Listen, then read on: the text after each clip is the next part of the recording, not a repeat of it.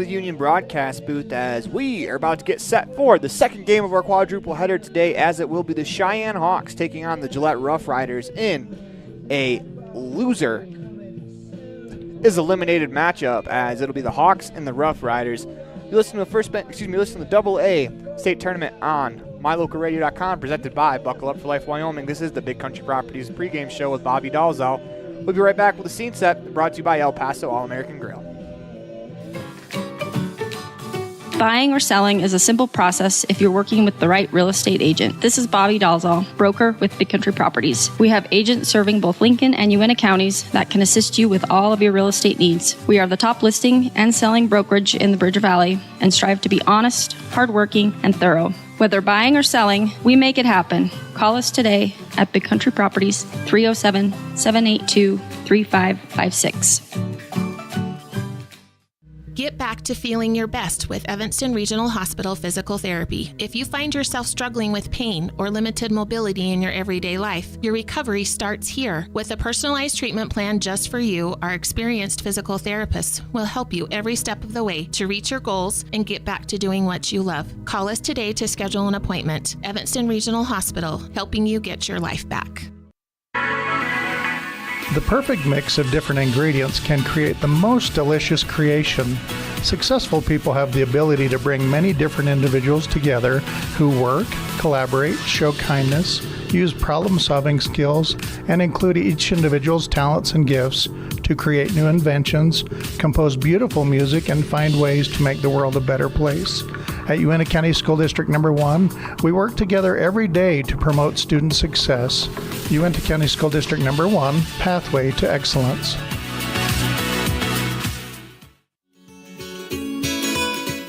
Fresh and flavorful ingredients are what makes the best restaurants great.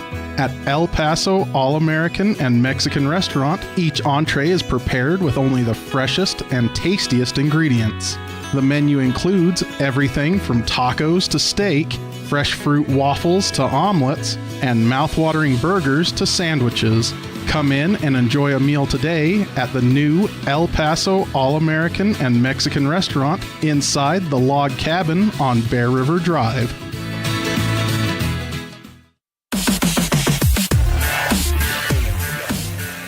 Welcome back to the Union broadcast booth. It's time for the El Paso All-American Mexican Grill scene set for today's matchup. And the scene set's pretty simple. You got to win the ball game or else you're done, as this is a loser-go-home type match for Cheyenne and the Gillette Rough Riders. This is the Cheyenne Hawks. When we come back, we'll have an interview with David Beers on the Pregame Coaches Show, brought to you by Jake Majors with the Bullock Agency. From one corner of the state to the other, over 82% of Wyomingites wear their seatbelts. And to the 18% who don't, we say, let's buckle up for life, Wyoming. Napa know-how isn't just for guys like this. Power tools. Every driver deserves quality parts. Practical and cool. So you can do it yourself with Napa Auto Parts, or get it done for you at a Napa Auto Care Center. Which means Napa know-how is for you, karaoke car lady. And never popped a hood guy? I can pop a hood. You too, Mr. Park a mile away. Oh yeah. Do it yourself or have it done for you. That's Napa Know-How. Napa Know-How. Covolos, your one-stop farm and auto shop. Helping young people grow into productive adults is like putting a puzzle together. Each aspect of life is equal to one puzzle piece. Restful sleep, a healthy breakfast, a positive experience at home before school sets the tone for the whole day. Positive student interaction with teachers, district staff, coaches, and peers all add to the puzzle. At Uintah County School District Number 6, we work hard to make each puzzle piece meaningful and powerful for every student. By working together, we can help every student grow into a masterpiece. It's a great day to be an Eagle. Hey there, I'm Jake Major, your local Medicare and insurance benefits advisor for the Bullock Agency of Wyoming. With over 25 years of experience protecting families in rural America, we understand the importance of having affordable insurance coverage. Whether you're searching for extra coverage or looking to understand and switch your Medicare options, I can help you find a range of top-rated insurance companies and tailor-made packages based on your needs. Call me, Jake Major, today at 307-209-4685, and let's discuss your insurance options. We're the Bullock Agency of Wyoming, when benefits matter.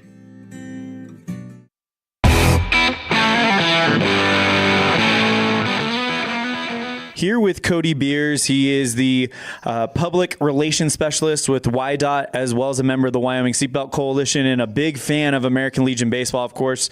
Cody, you were the state chairman for a number of years, and here we are at state tournament time, and of course, our state tournament broadcast brought to everybody by people at the Wyoming Seatbelt Coalition and Buckle Up for Life Wyoming. And Cody, Wyoming is unique in the fact that it's not irregular to travel 4 hours one way to a game. So really getting the word out there to buckle up those seatbelts and make sure you arrive not only at the game safe, but back home safe. It's really important to get that word out there.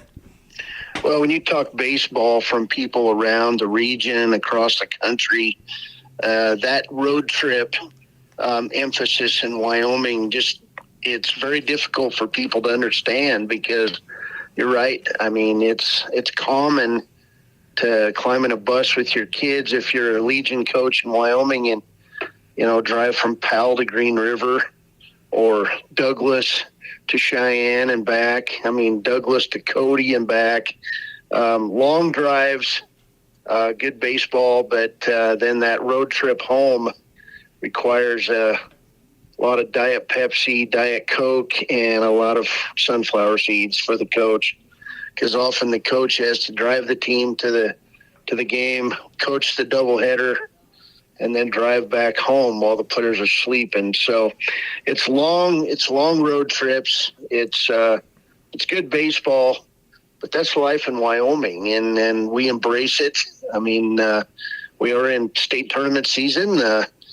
Just had a walk-off of Cheyenne beat Jackson in the C state championship game. And so, I mean, it's an exciting time of the year, and I'd just like to encourage everyone to, get there safely by buckling your seatbelt, and then get back home safely by buckling that seatbelt. Every ride, every time, it's that important. So, as a former chairman of American Legion Baseball, what does tournament time mean to you? Well, tournament time is, the culmination of everything that starts back in January or February for these teams. The preseason work in the winter, getting up, scraping your windows, heading into the indoor practices, heading into the indoor practice facility, and doing your work in the preseason for that short 2-month season, basically, May, June into July, often, 2 to 3 month season in Wyoming. So a lot of preparation, both from a administrative standpoint and a coaching standpoint, and of course from a fundraising standpoint, because American Legion Baseball is kind of pay to play venue in Wyoming. So people, they don't understand that all this effort goes in before the season, after the season. They just see the regular season games and then state tournament games being played. So just know that, these towns, the town teams, the coaches, the boards, most of it volunteer, even though the coaches are paid somewhat.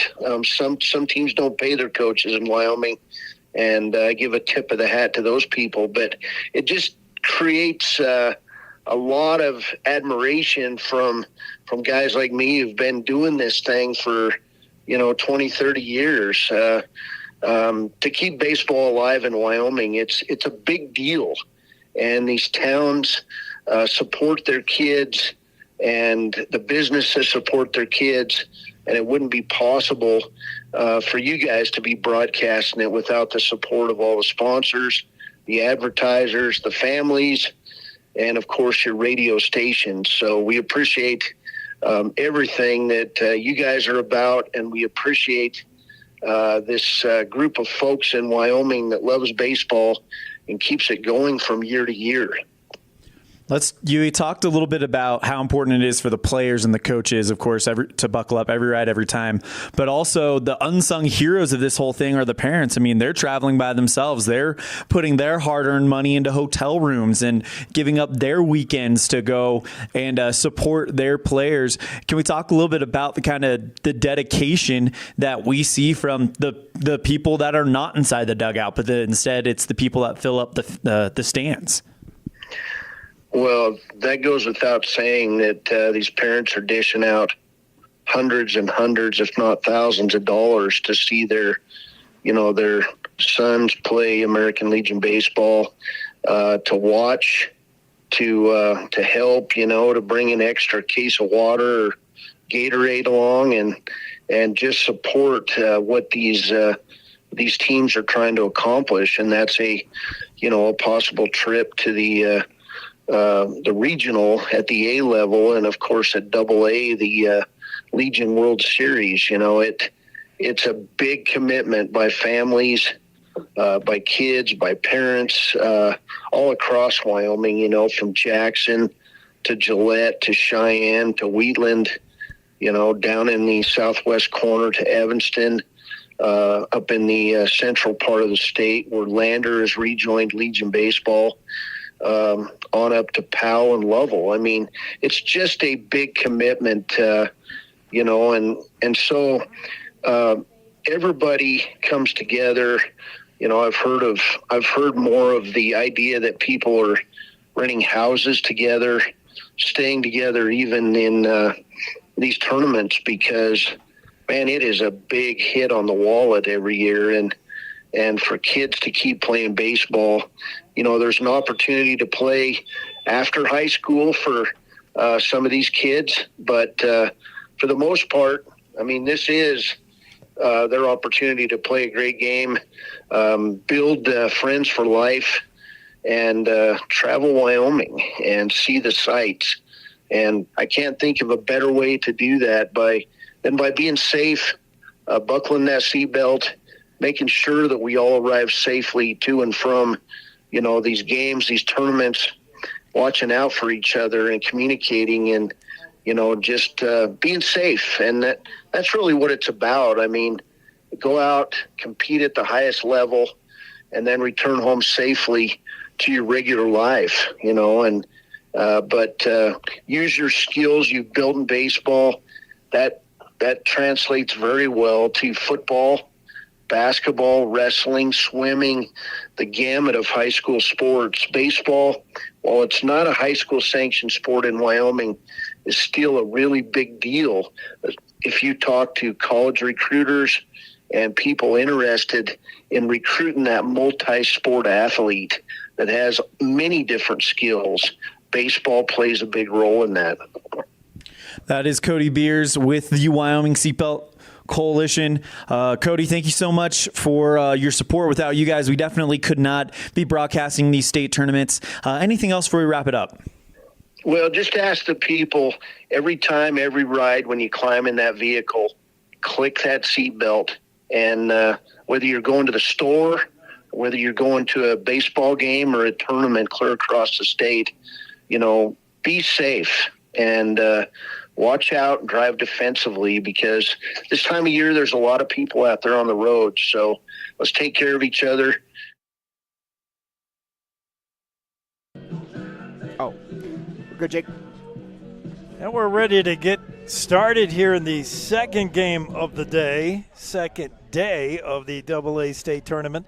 Get the starting lineups to you. This one, a matchup in the losers bracket, Gillette and Post 6 Hawks. So Cheyenne Gillette, starting lineup for the Gillette Riders. Seth Peterson will lead off and play third. Corey Schilling will handle, Peterson at short. Schilling at third will bat second. Mason Drew will hit in the 3 spot and play center. Riley Schilling doing the catching and will hit cleanup, hitting fifth. Dominic Hecker at second base. In right field, Kason Loftus, and he'll hit sixth. Batting seventh, Brady Richards, the DH. Hogan Tristad will hit ninth and play first. Caton Killian will bat ninth and play in left. Carver Partlow on the hill for the Riders. For the Hawks, Adam Barrington will lead off, playing left field. Colin Crescelius at short will bat second, hitting the third hole. Kobe Dirks playing right field. Aiden Frog, I just can't call him Frog, I'm going to say Frog, will hit cleanup and play first. Jack Garrett, the DH, will hit fifth. Braden Camerad will hit in the sixth hole. The catcher, Kyler Hoff, second baseman. And then Jacob Romine at third. Braden Robbins in center will bat ninth, and Parker Kerwitz will do the pitching. We're about ready to go here with the leadoff hitter. First pitch swinging, base hit right up the middle, and the Sixers in business, or the Hawks in business right away. Waiting for Game Changer to catch up.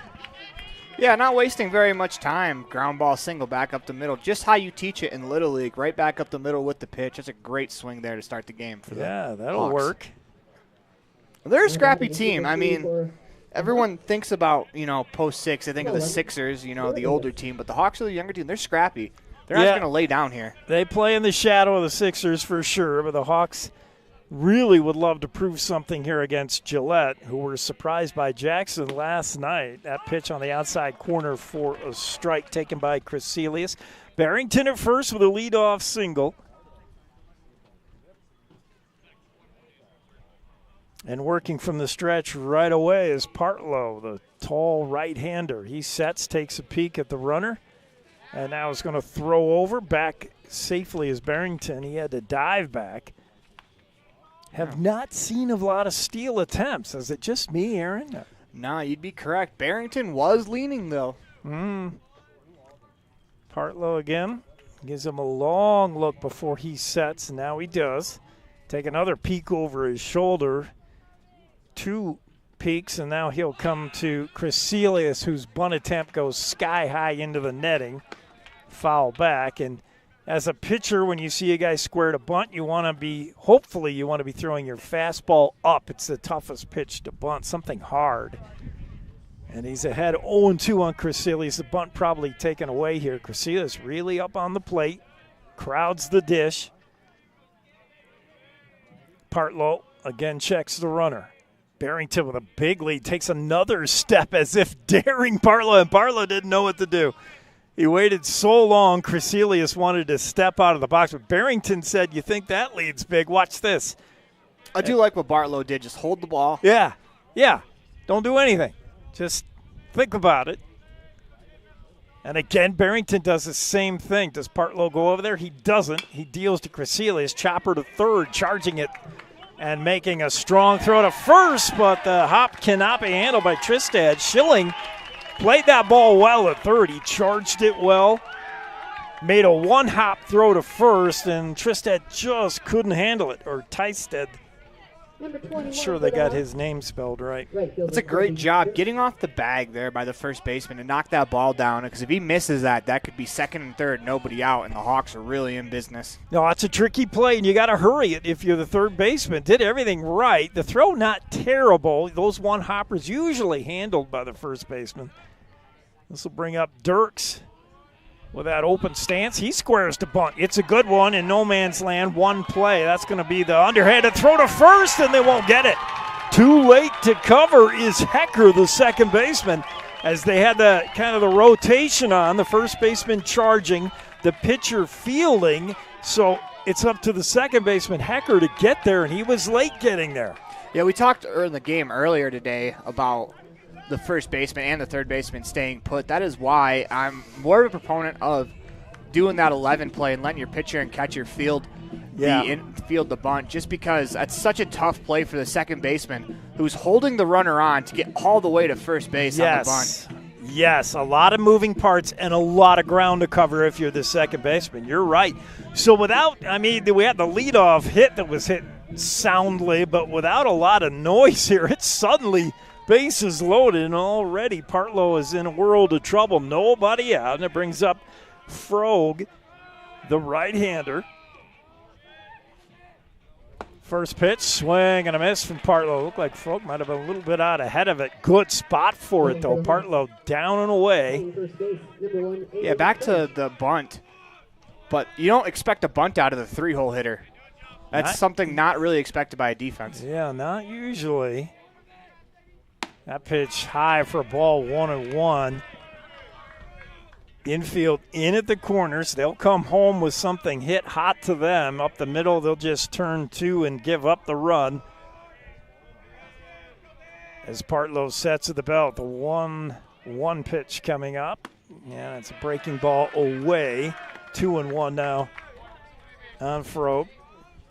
It's a good take there, working the count into his favor. He has leverage now in the count. He can take the swing at the pitch he wants to right now. Frobe has leverage.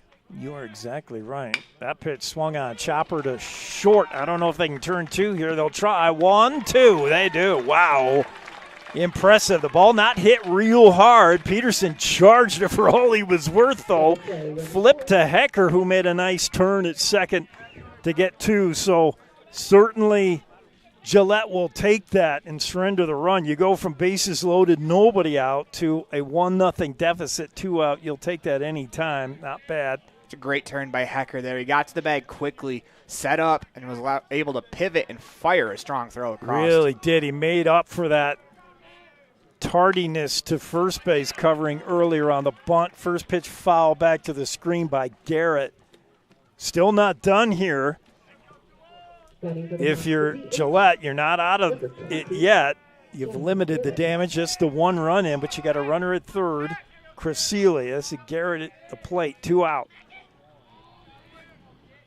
That pitch swing and a miss. That was gas up and in for Garrett, and he couldn't get a bat on it. 0-2, so now Partlow has him where he wants him. You throw anything here, but you don't want to throw something past your catcher. You got to be careful with your waist pitch here. Keep it up.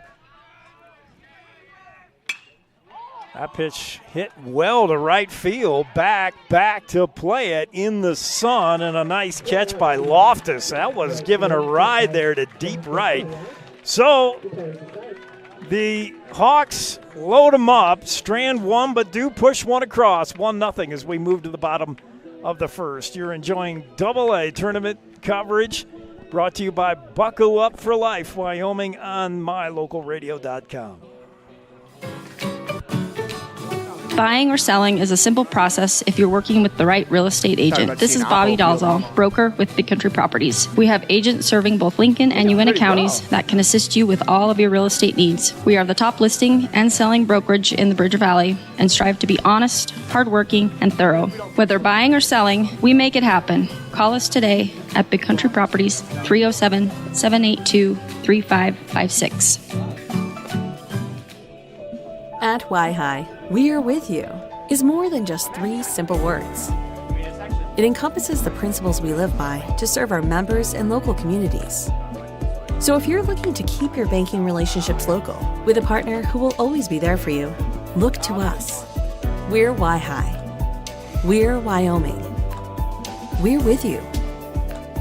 Visit wihi.org to learn how you can be a part of something bigger today.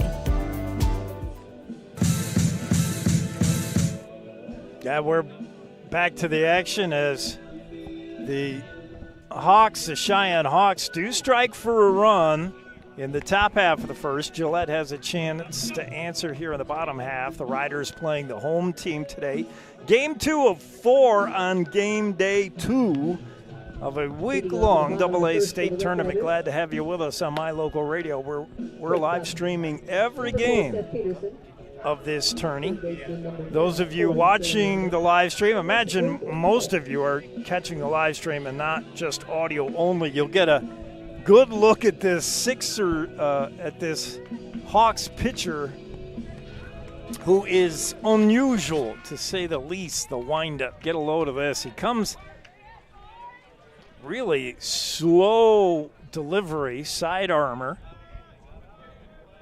working from the stretch. You can see what he's got, almost a la Louis Tiant. You don't remember him, Aaron. Oh, no. I do know Louis Tiant. Okay. Come on now. Almost turns Dodgers legend. practically turns his back to you, and he curls that left leg behind his right. It's just odd. It'll take a little bit getting used to if you're the riders trying to time him up and figure him out, but that's Kerwitz we're talking about on the hill. It's Peterson at bat to lead things off for Gillette. Gillette shocked by Jackson last night. See if they can shake that off and come up through the loser's end. Kerwitz steals. That ball hit up the middle. Shortstop charging hard, Crecelius. And he can't make the play cleanly.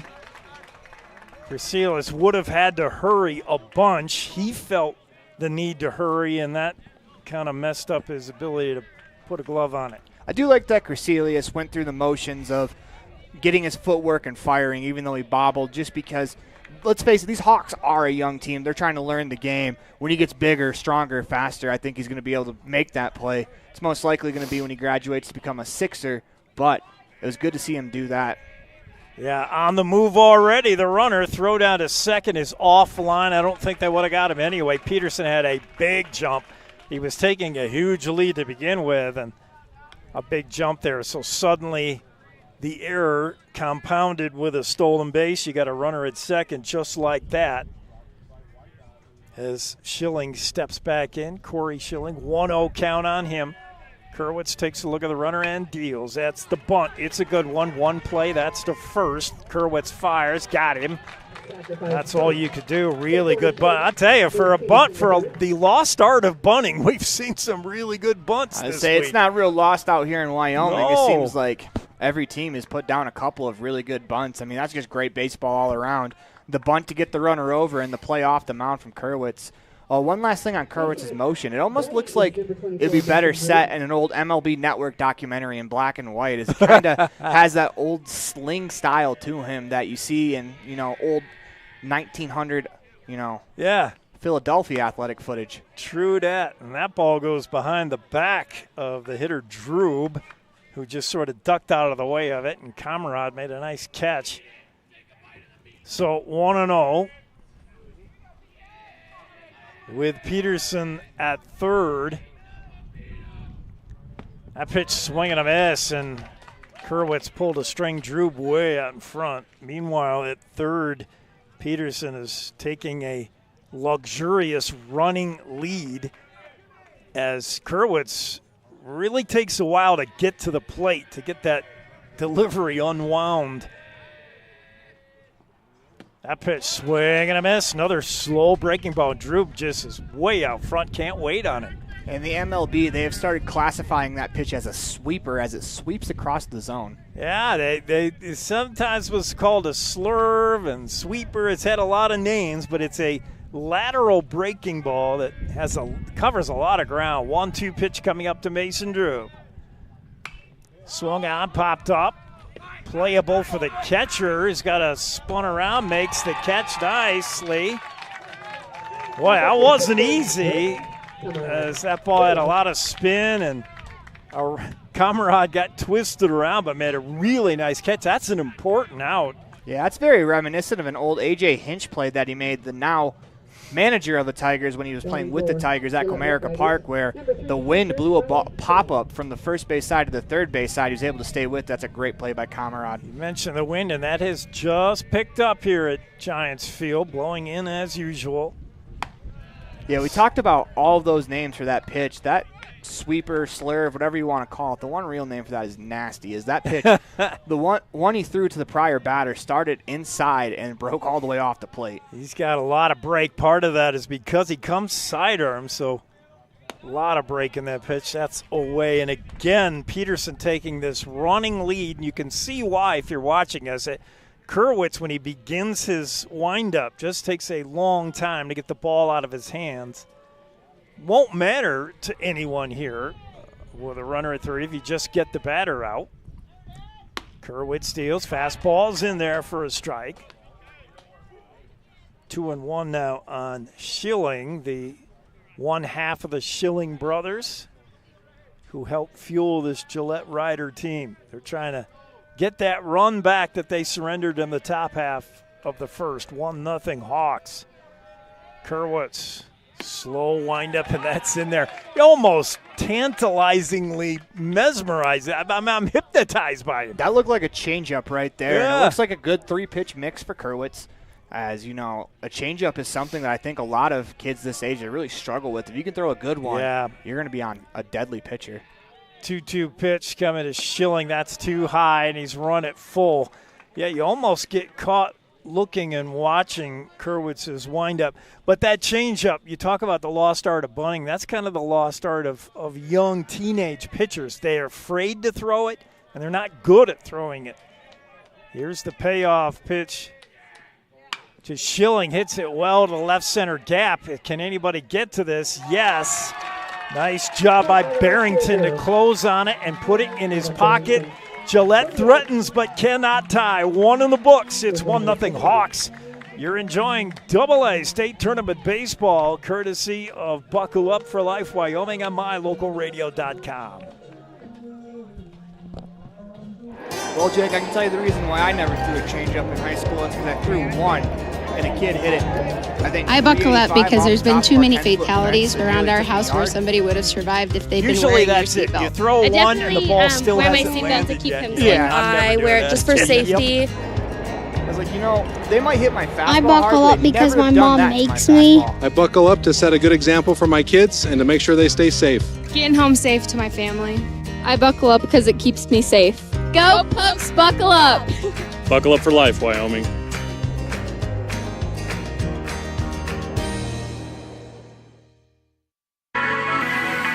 The perfect mix of different ingredients can create the most delicious creation.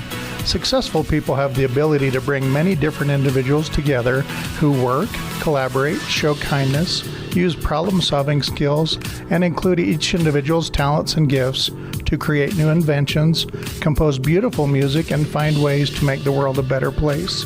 At Uintah County School District Number 1, we work together every day to promote student success. Uintah County School District Number 1, Pathway to Excellence. Do something good for yourself. Give your home a new look. At Kazine's Furniture in Evanston, their friendly staff will help you make your home a peaceful and beautiful place to be. Comfortable furniture, appliances, artwork, lighting, and accessories work together to create an enjoyable and inviting atmosphere in your home. Make your living and sleeping space a wonderful place to be. With brands like Serta, Ashley, GE, and more, visit Kazine's Furniture at 941 Front Street in Evanston. Field here, top half of the second. Camerad steps in for the Hawks. I think that's Camerad. Bouncing ball to short, up with a cleanly tough hop, long throw, nice play by Peterson. He was over there in the hole to his right. He got a kind of a nasty hop at the end there and stayed with it. Showed a good arm, 1 down. That's a great play. And before we get to the next batter, we want to thank Kazine's Ace, as we were a little behind on the break, so we had to get to the fan cam, and we want to thank them for sponsoring the fan cam. We want to apologize. I know nothing bad was said, but we accidentally slipped something out over the air that wasn't supposed to. It was just my changeup getting ripped. That's all. That's a high fly ball to center. Long time to get under it for the center fielder, Droop. He does and makes the play. 2 out now quickly in the top half of the second. Sixers managed to push one across in the top half of the first to open the game. But if you've ever wondered what we talk about in between innings, that's kind of how the conversations usually go, is a little behind-the-scenes peek. We're always talking about Aaron's pitching. Yeah, and how bad it was. Yeah, and how much improvement it needs. Here's Romine steps in. That pitch up and in for a ball, fastball. Kid's got to get in the lab. I'm running out of time. I'm in my prime right now. It's not good. Partlow, tall right-hander for Gillette. Deals good. Breaking ball there. That had good late break. Romine got a little bit locked up. Couldn't get the bat off his shoulder. 1-1 now. Beautiful day for baseball. Couldn't paint it any better here in Jackson. Pitch from Partlow. That's popped up. Playable in foul territory. First baseman over. Makes the catch.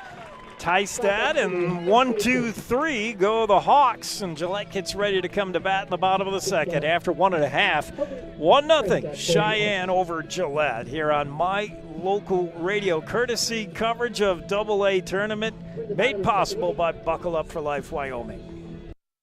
At the Evanston Walmart, you'll find all the tools students need to succeed. Our team is committed to providing quality products and an excellent shopping experience. Stop in today. 125 North 2nd Street, Evanston. Walmart. Save money, live better. From one corner of the state to the other, over 82% of Wyomingites wear their seatbelts. And to the 18% who don't, we say, let's buckle up for life, Wyoming.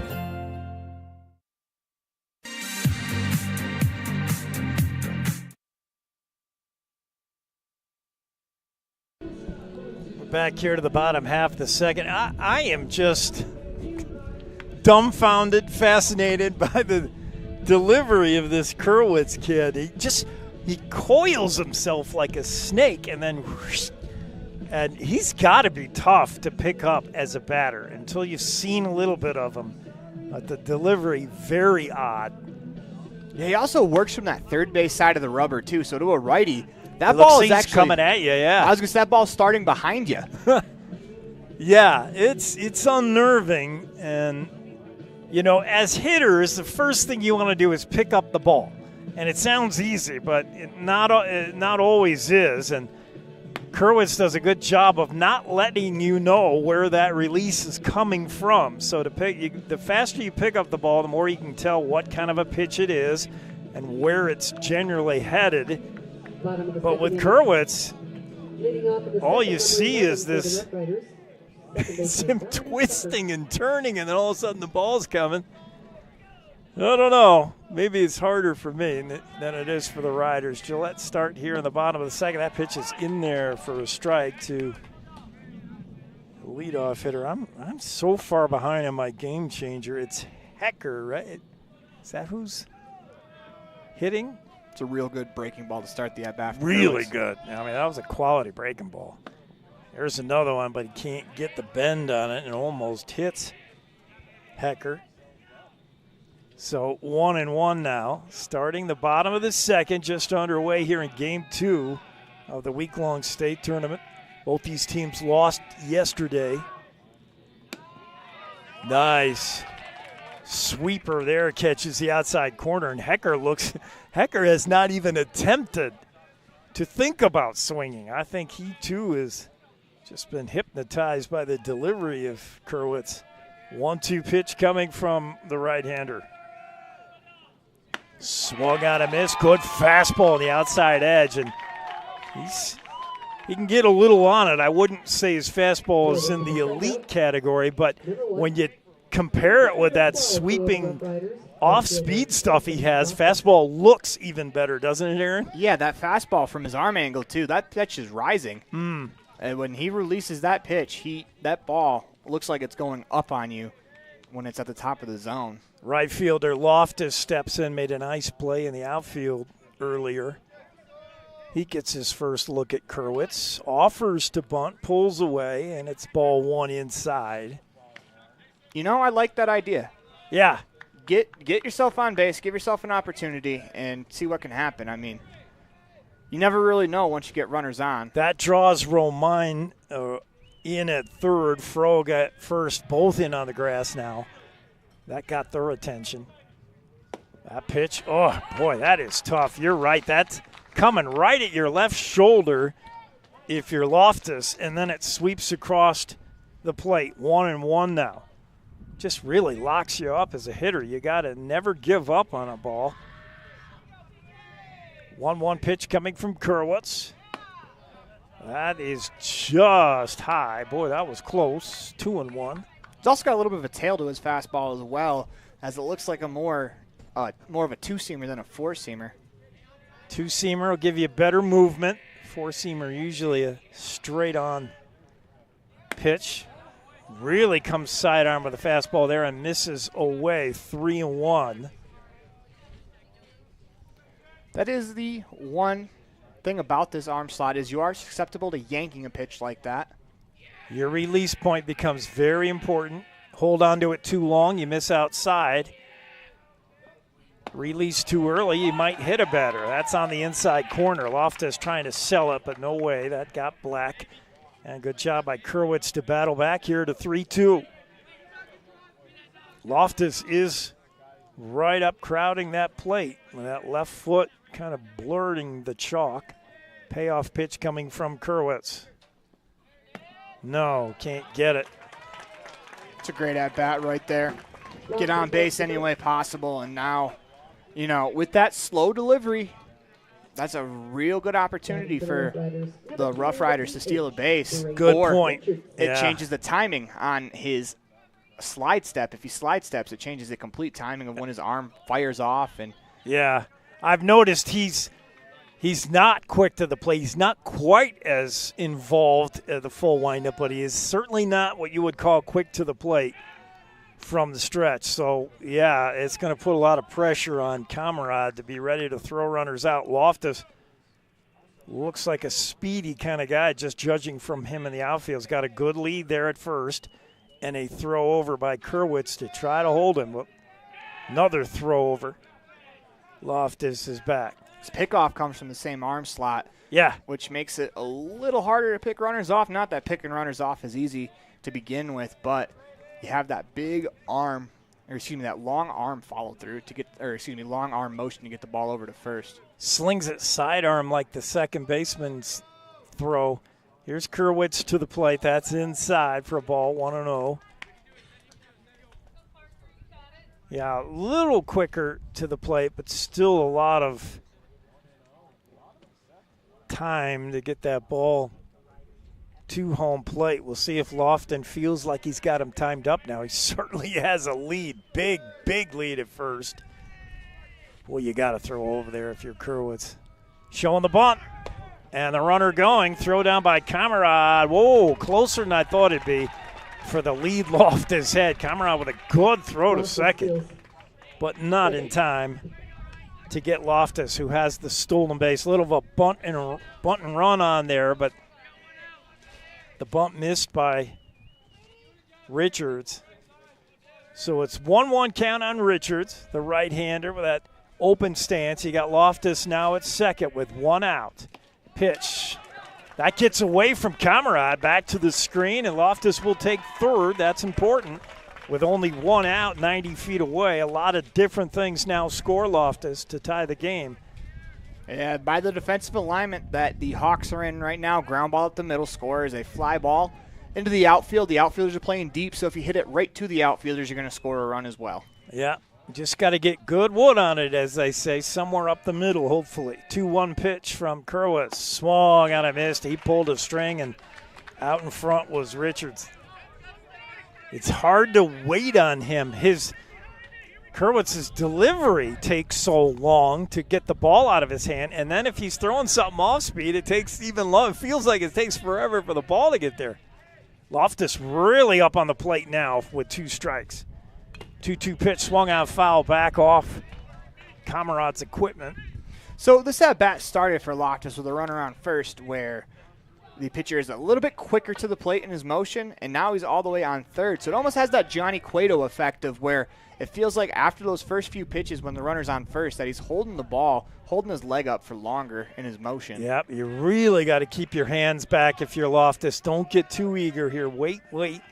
2-2 pitch from Kerwitz. Swung out, foul back. Timed that one much better. Just got under it. It's a pretty good play off the screen from the catcher, Camarade. I didn't see that. Did he catch it off the screen? He did. The home plate umpire even gave a little out call, too. Nice. There's still only one out. Doesn't really count. 2-2 pitch coming. Runner at third. Gillette trying to tie this. Close to doing so. As Kerwitz uncoils. Swing and a miss. And well, he got a piece. Yeah, just enough. I mean, he hit one lace of that baseball. Heck of a battle, though. Mm-hmm. Kerwitz will not give in. Doesn't want to go 3-2. So the shortstop Peterson has moved in. He's about halfway. Yeah, he has. Could be a possibility if it's hit hard at him, they might go home. 2-2 pitch from Kerwitz. That's too far inside. Yeah, I don't know if there's any play at home with the running start. Loftus is getting a third. Again, you talk about Kerwitz's windup. It's unconventional. It may help trick hitters, but it does not help keep base runners close. And Loftus is galloping as Kerwitz delivers. 3-2 pitch. That's hit well to left. That's going to find grass. Base hit. And in to score is Loftus, and a really good job at the dish by Richards, who battled, got pitches he didn't like, fouled them off until he got one he could handle. That's an incredible at-bat right there. As like you said, a lot of really good pitches through by Kerwitz, and just got rid of them, just getting enough of that ball to get rid of it. And he did a great job there, battling it off until he could get something that he could handle, and he was able to handle it for an RBI single. Tied at 1 now in the bottom of the second. Riders have got that run back. We got a fresh ball game. Another big lead there and a good throw over by Kerwitz. I would have done the same as Richards.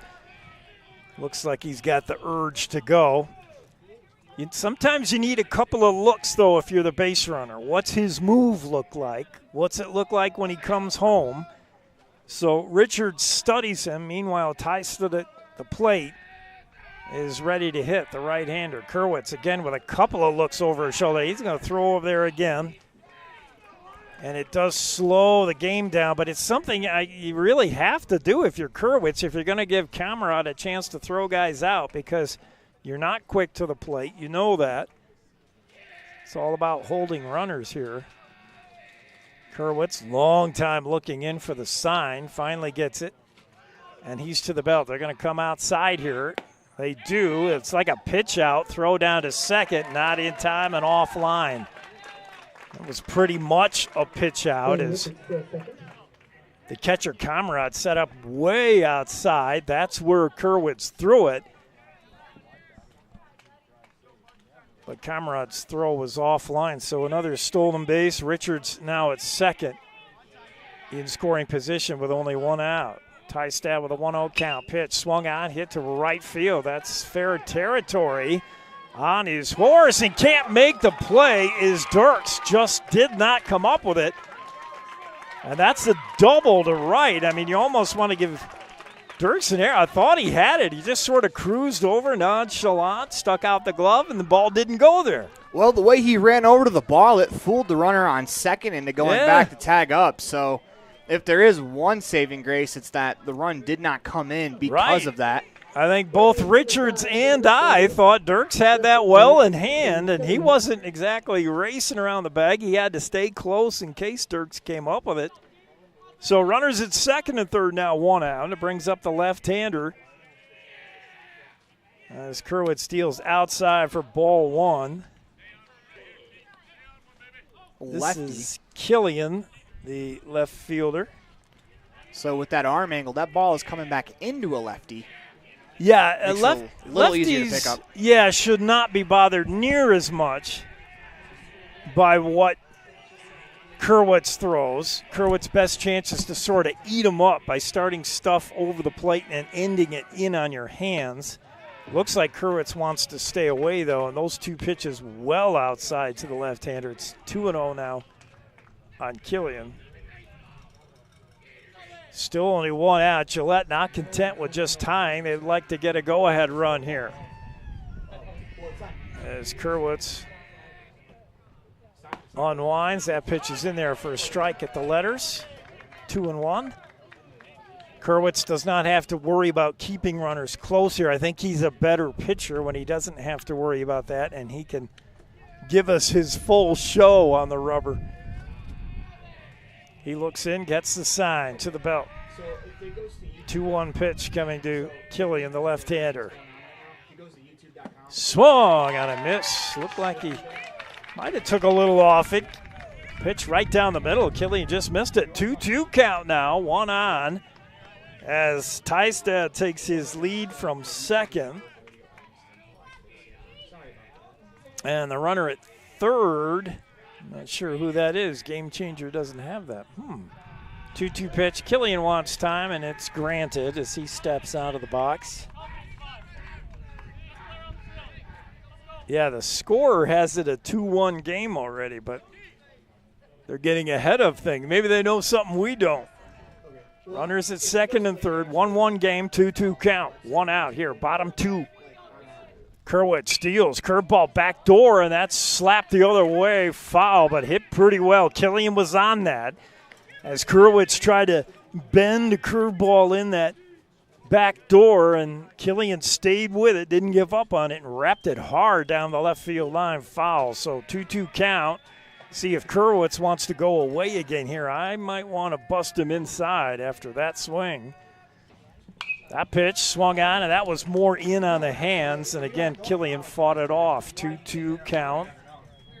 Still one out. We're tied at one, bottom of the second. Hawks jumped on the Riders with a run in the first. Gillette has answered here in the second and would like more. As Kerwitz takes a lot of time, not exactly a quick worker. Stares in, gets the sign to the belt. 2-2 pitch coming to Killian. He's just outside. Comrade did the best he could to kind of pull it in. You hear the groans from some of the Hawks fans and players themselves. They all wanted that one. Full count now on Killian. You got a base open to put him on. If you don't have to be perfect here if you're Kerwitz. Payoff pitch coming. And that's on the outside corner for a strike. Killian tried to sell that, threw the bat down. He was headed to first, but that was a little better, a little more in. That was a good pitch right on the outside edge, paints the black, and struck out looking as Killian. Huge out for Kerwitz and the Hawks. Game still tied at 1. 2 out. Runners take their leads at second and third. Richards at third, Tystad at second, and the batter is Killian. Another Killian? My game changer must be behind. That pitch is in there for a called strike.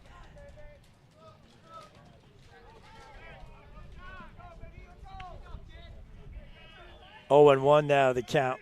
Kerwitz trying to get out of a jam here. So far, so good.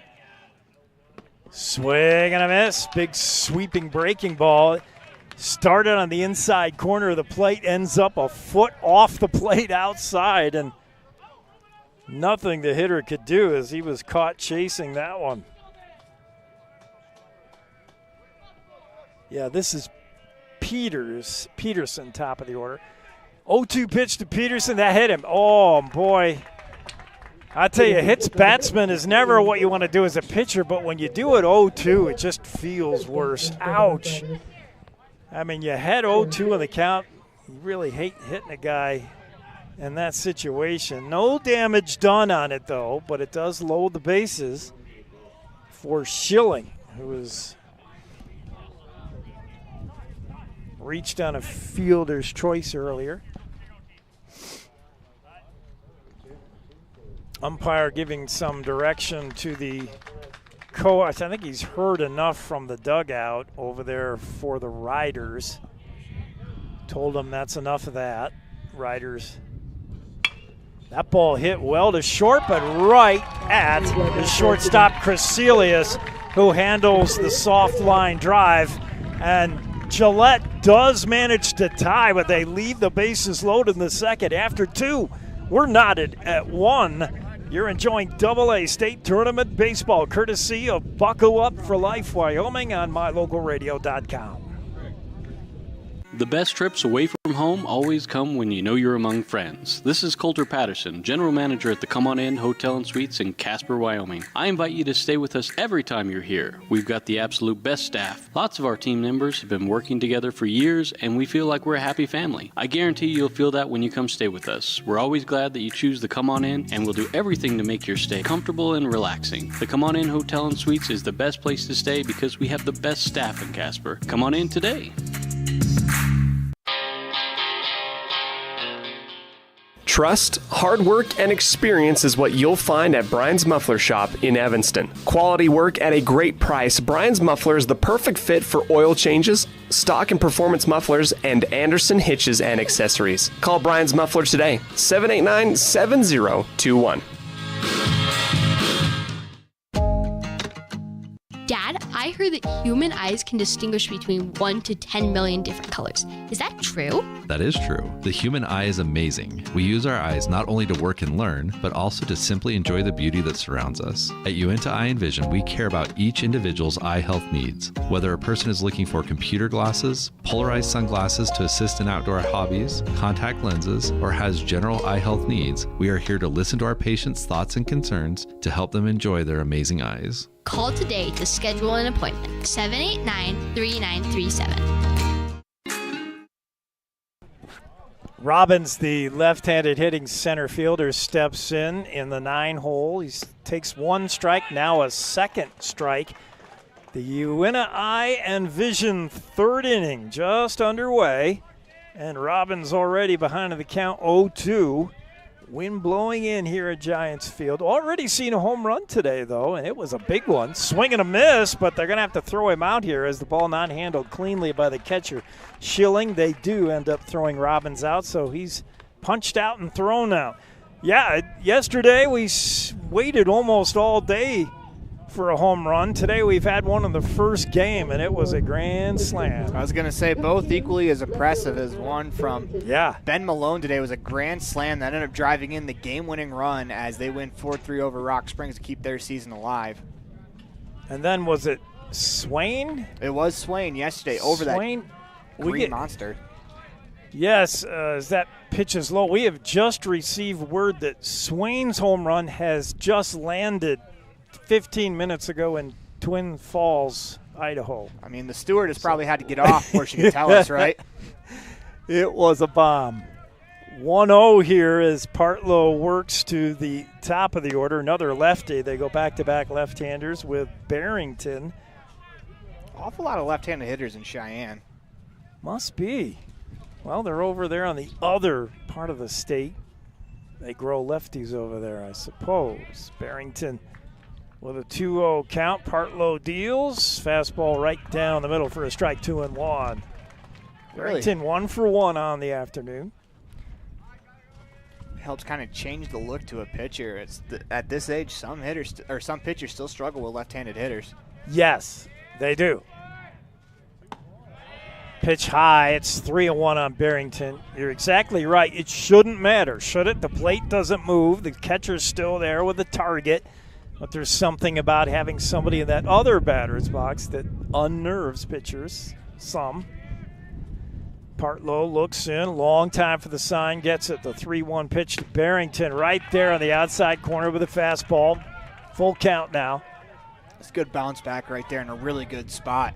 In a hitter's count, if you can dot that fastball on the outside corner, it's such an advantage as a pitcher. Yeah, you don't want to come fat 3-1. You want to still be able to work the edges. That pitch hit right back up the middle, nearly hit Partlow, and that had some arc to it as it was ripped right up the middle. Drube is on it fast, but a base hit single. That's 2 hits for Barrington already in the contest, as both of them right back up the middle, as he has really timed up that fastball well. Yeah, you know it's timed well when you hit it up the middle. It's a good indication that you're exactly on it time-wise. Barrington takes his lead at first, 1 out. And it brings up Crecelius, the shortstop, 0 for 1 on the game. Partlow takes long looks at runners and a lot of looks, and he's going to throw over. You mentioned it yesterday, Aaron, how the game, even pitchers who work quickly, when there's men on, suddenly they get really methodical. And the game slows. There's a quick pitch, but singled into right field, right in that gap. And good job by Loftus to get on it quickly to hold Barrington to second, but now ball thrown away, and runners move up. So, boy, it looked good for a minute. Now, whoops. Loftus got to it very quickly. That ball singled in that hole that's there when the second baseman is kind of playing up the middle a little bit for a double play. There's a lot of room between first and second, and that ground ball found it. And the single suddenly becomes now Crecelius standing at second, Barrington on third after the error. Well, a collision in between second and third there as Barrington collided with one of the Gillette infielders. Did not see that. Okay. If I'm not sure the umpire saw it either, but if he did and Barrington would have tried to score, he would have gotten the run. Good curveball there by Partlow. Drops one in on Dirks. 1 out, runners at second and third in scoring position. Hawks trying to regain that lead. They took a 1-0 advantage. Watched Gillette tie it, and now Cheyenne trying to get back in the driver's seat. Dirks with that open stance, the right-hander. Left hand on the knob of the bat, as many power hitters like to do that. That pitch misses. 1-1 now on Dirks. Partlow seems like he's been in trouble every inning. Working a lot from the stretch, taking a long time now to get the sign. Gets it, he's to the belt and deals. The 1-1 pitch outside. Good job by Schilling to get out there and block it. Keep runners where they are. One thing I've also noticed, too, is that a lot of times pitchers are going to, in the stretch, where they kind of like rattle that ball around like they're, shooting dice. I saw it in the earlier game today as well. Yeah, and as we get this pitch chop fouled on the third base line, 2-2 now on Dirks. It could be something, just a comfort thing. They're either taught it or feel it. But what they're trying to stay away from is showing runners or the batter their grip. Now, you never want to show your grip on the ball. It could tip off your pitch. So to keep yourself from remembering or to keep yourself from doing that, you sort of keep flipping it in your hand. You see pitchers do that a lot. If you're in contact with a rubber and you drop that ball, however, that's a balk. So you got to be super careful. As you see Partlow moving the ball around. Now when you put it in your mitt, you get your grip. 2-2 pitch coming to Dirks. Breaking ball. Good job by Dirks to wait on it. He kept that bat back and did foul it off to spoil one there. Almost looks like a fidgeting thing, too, that they're so amped up. There's so much energy that they can't stand still, and I completely get that, too. Partlow again stares in a long time, comes set. 2-2 pitch coming to Dirks. Runners take their lead. Swung on, chop foul again. Dirks doing all he can to wait. He seems to be ahead of Partlow. You got Barrington at third, Crecelius at second with only 1 out. Hawks certainly expect to get at least a run out of this as they threaten here in the third. Game tied at 1. Pitch from Partlow, and that hits Dirks on the left shoulder. He's fine. And it loads the bases. You had a base open. That's okay. But you got to deal with Frog now, the first baseman. Garrett waits on deck and grounded into a double play his last time up. As you got to imagine, Partlow will try to induce that same ground ball to the shortstop. Gillette wants another one of those. They've already put it on order. Schilling and Tystad, third and first basemen, in on the grass. They'll come home on something hit to them up the middle. They're going to twist it as they did last time. Partlow looks in. The deals to Frog. That's in the dirt. Good block by Schilling. Look for the corner infielders to get rid of that ball quickly. Try to get that unorthodox double play where the catcher is the pivot at home plate. 1-0 on Frog. Partlow deals. Curveball. Nice one. 1-1. Gutsy pitch. I love these kids. These 16, 17-year-olds not afraid to throw curveballs behind in the count. That's beautiful. I see big leaguers, 30-year-old guys who won't go to their secondary pitch when they're behind in the count. 1-1 pitch coming from Partlow. Another curve and a good one. That was headed for Frog's ear hole and did bend into the inside corner. Tough pitch. Nothing you can do with that if you're Frog. You just got to let it go. 1-2 now, and now Partlow's in the driver's seat. He would love a punch out here. Second best thing to a double play. As he sets, and a timeout asked for and granted by home plate umpire for Frog.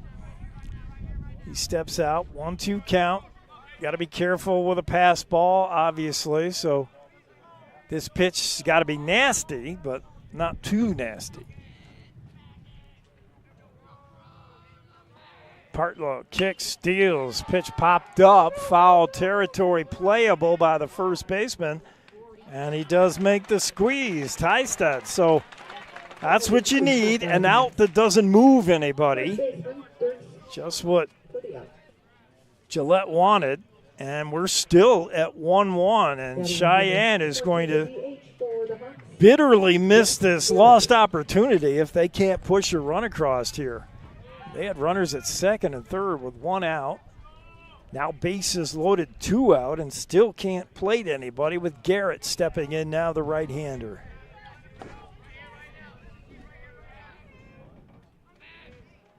Pitch from Partlow, hit weakly to center. That should stay up in the air for center fielder Drube. It does. So the Hawks, all kinds of threatening, but they leave them jacked. And we're still tied at 1. You're enjoying AA state tournament coverage on my local radio, courtesy of Buckle Up for Life Wyoming.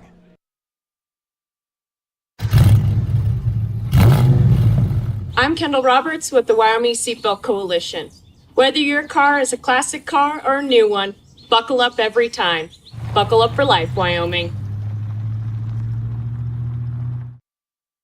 When you have an appointment with the dentist, it's reassuring to know that you're going to be seen by experienced, well-trained professionals. At Bear River Dental in Evanston, Dr. Lester, Dr. Owens, and Dr. Welch check every box. Plus, they're really nice people. Their passion to provide excellent dental care is reflected in everything from state-of-the-art equipment to professional, hardworking staff. Choose the professionals at Bear River Dental, serving patients of all ages. Call today to schedule an appointment.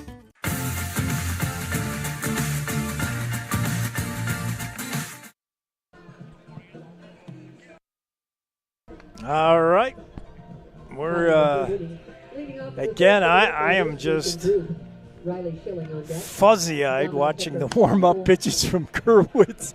That's not something you just do naturally. You had to have learned that windup from an older brother or somebody you emulate in major leagues. Or, I mean, how do you come up with that windup on your own? Well, personally, I threw sidearm for a couple of years, and that's because over the top I was terrible. You know, and I did too. It's funny you say that. I did over the top. I felt like I didn't have enough fastball, and I thought sidearm gives me more movement. The fastball would dip or do stuff. I did the same thing. Okay, so that explains the sidearm delivery, but the leg motion and the other jukiness he's got in there. I mean, if he invented this, he's got to patent it because it is one of a kind weird. I do like that he goes slow through his motion until he's ready to push off and explode. That's another thing, the pace of it. As that ball's hit hard down the left field line, it's going to drift foul. Is there room? Almost, and be careful over there. There's some equipment on the field, but giving it a good run, the left fielder, and where is my game changer? That's the only way I know anyone's name is watching our cheat sheet, and it's not updated yet. But, yeah, it's hard to hold back if you're the hitter, and in that case, that was Barrington, by the way, giving chase Drube. And that's most of what Gillette's going to deal with is can I keep back, keep my weight on the back foot, keep my hands back during Kerwitz's delivery, as he misses the outside edge just barely, 1-1. A couple of hitters still standing at the very back of the batter's box. I like to see them move up maybe more even with the plate. This also doesn't allow that breaking ball to break as much, try to catch it out in front while it's still in a good spot to hit. Yeah, when a guy does not throw hard and throws moving junk, you want to be up in the box to cut that off as quick as you can. Barrington, meanwhile, after that line drive down the line, is really guarding the chalk and left, expecting Mason Drube to pull it. He has that open stance. The 1-1 pitch misses outside, 2-1.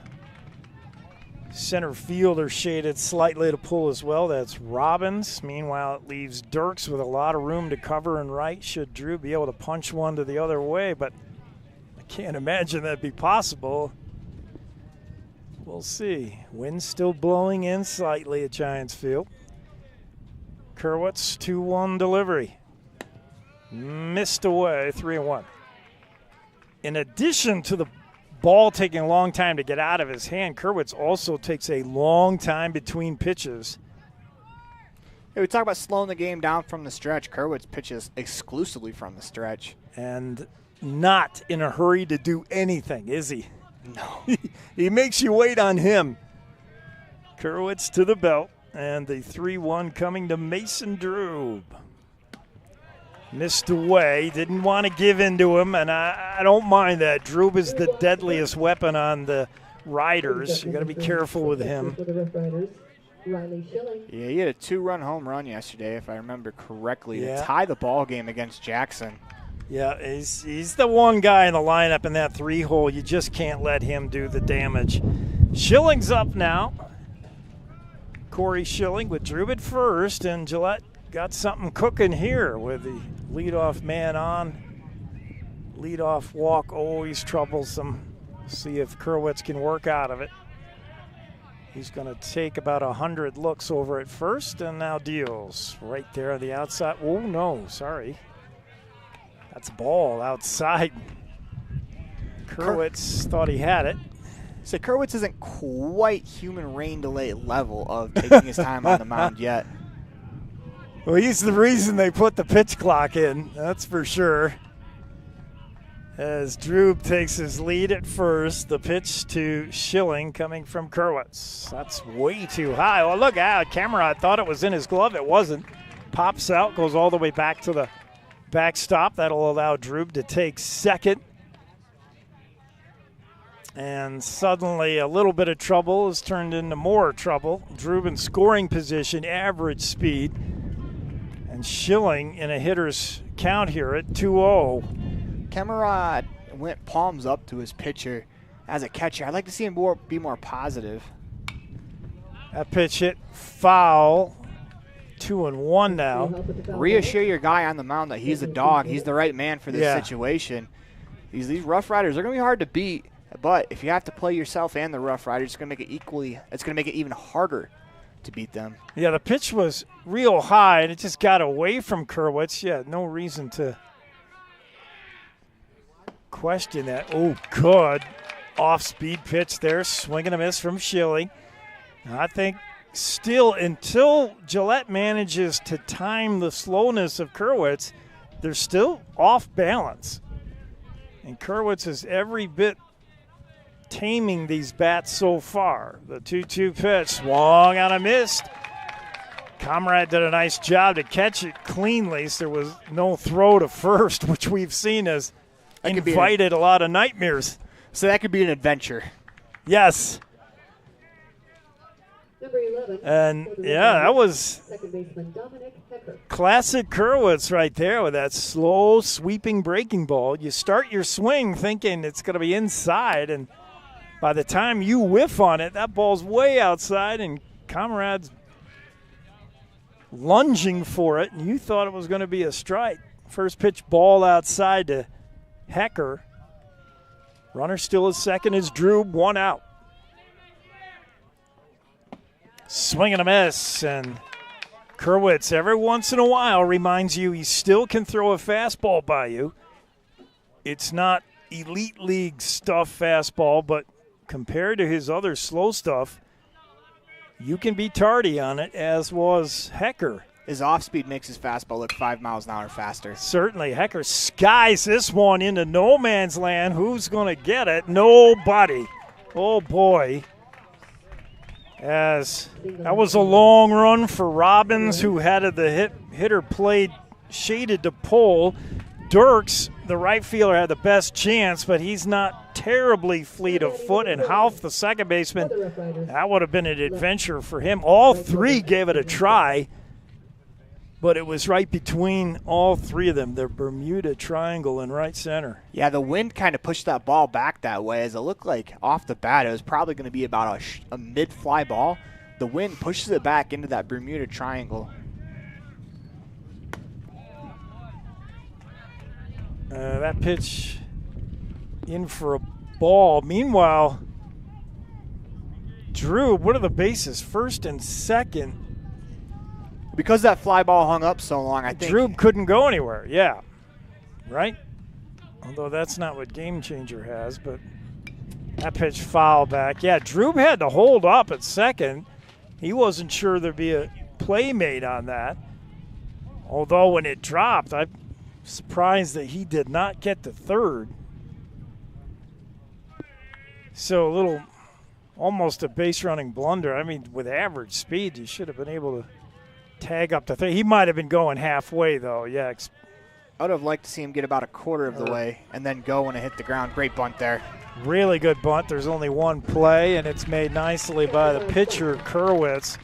That does move runners into scoring position, second and third with just the one out. Good job by Loftus, who is speedy enough to beat it out, but could not there. But he did put it up the first base side, which makes the play really tough if you want to go to third. Really impossible on that case.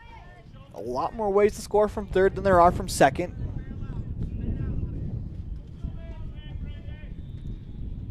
And now it's Richards. First pitch swinging into right field. That's going to find a home as a little blooper gets by the second baseman. One run in, another run in, and a harmless-looking soft liner to Hoff, who dove for it, couldn't get it, is a two-run single.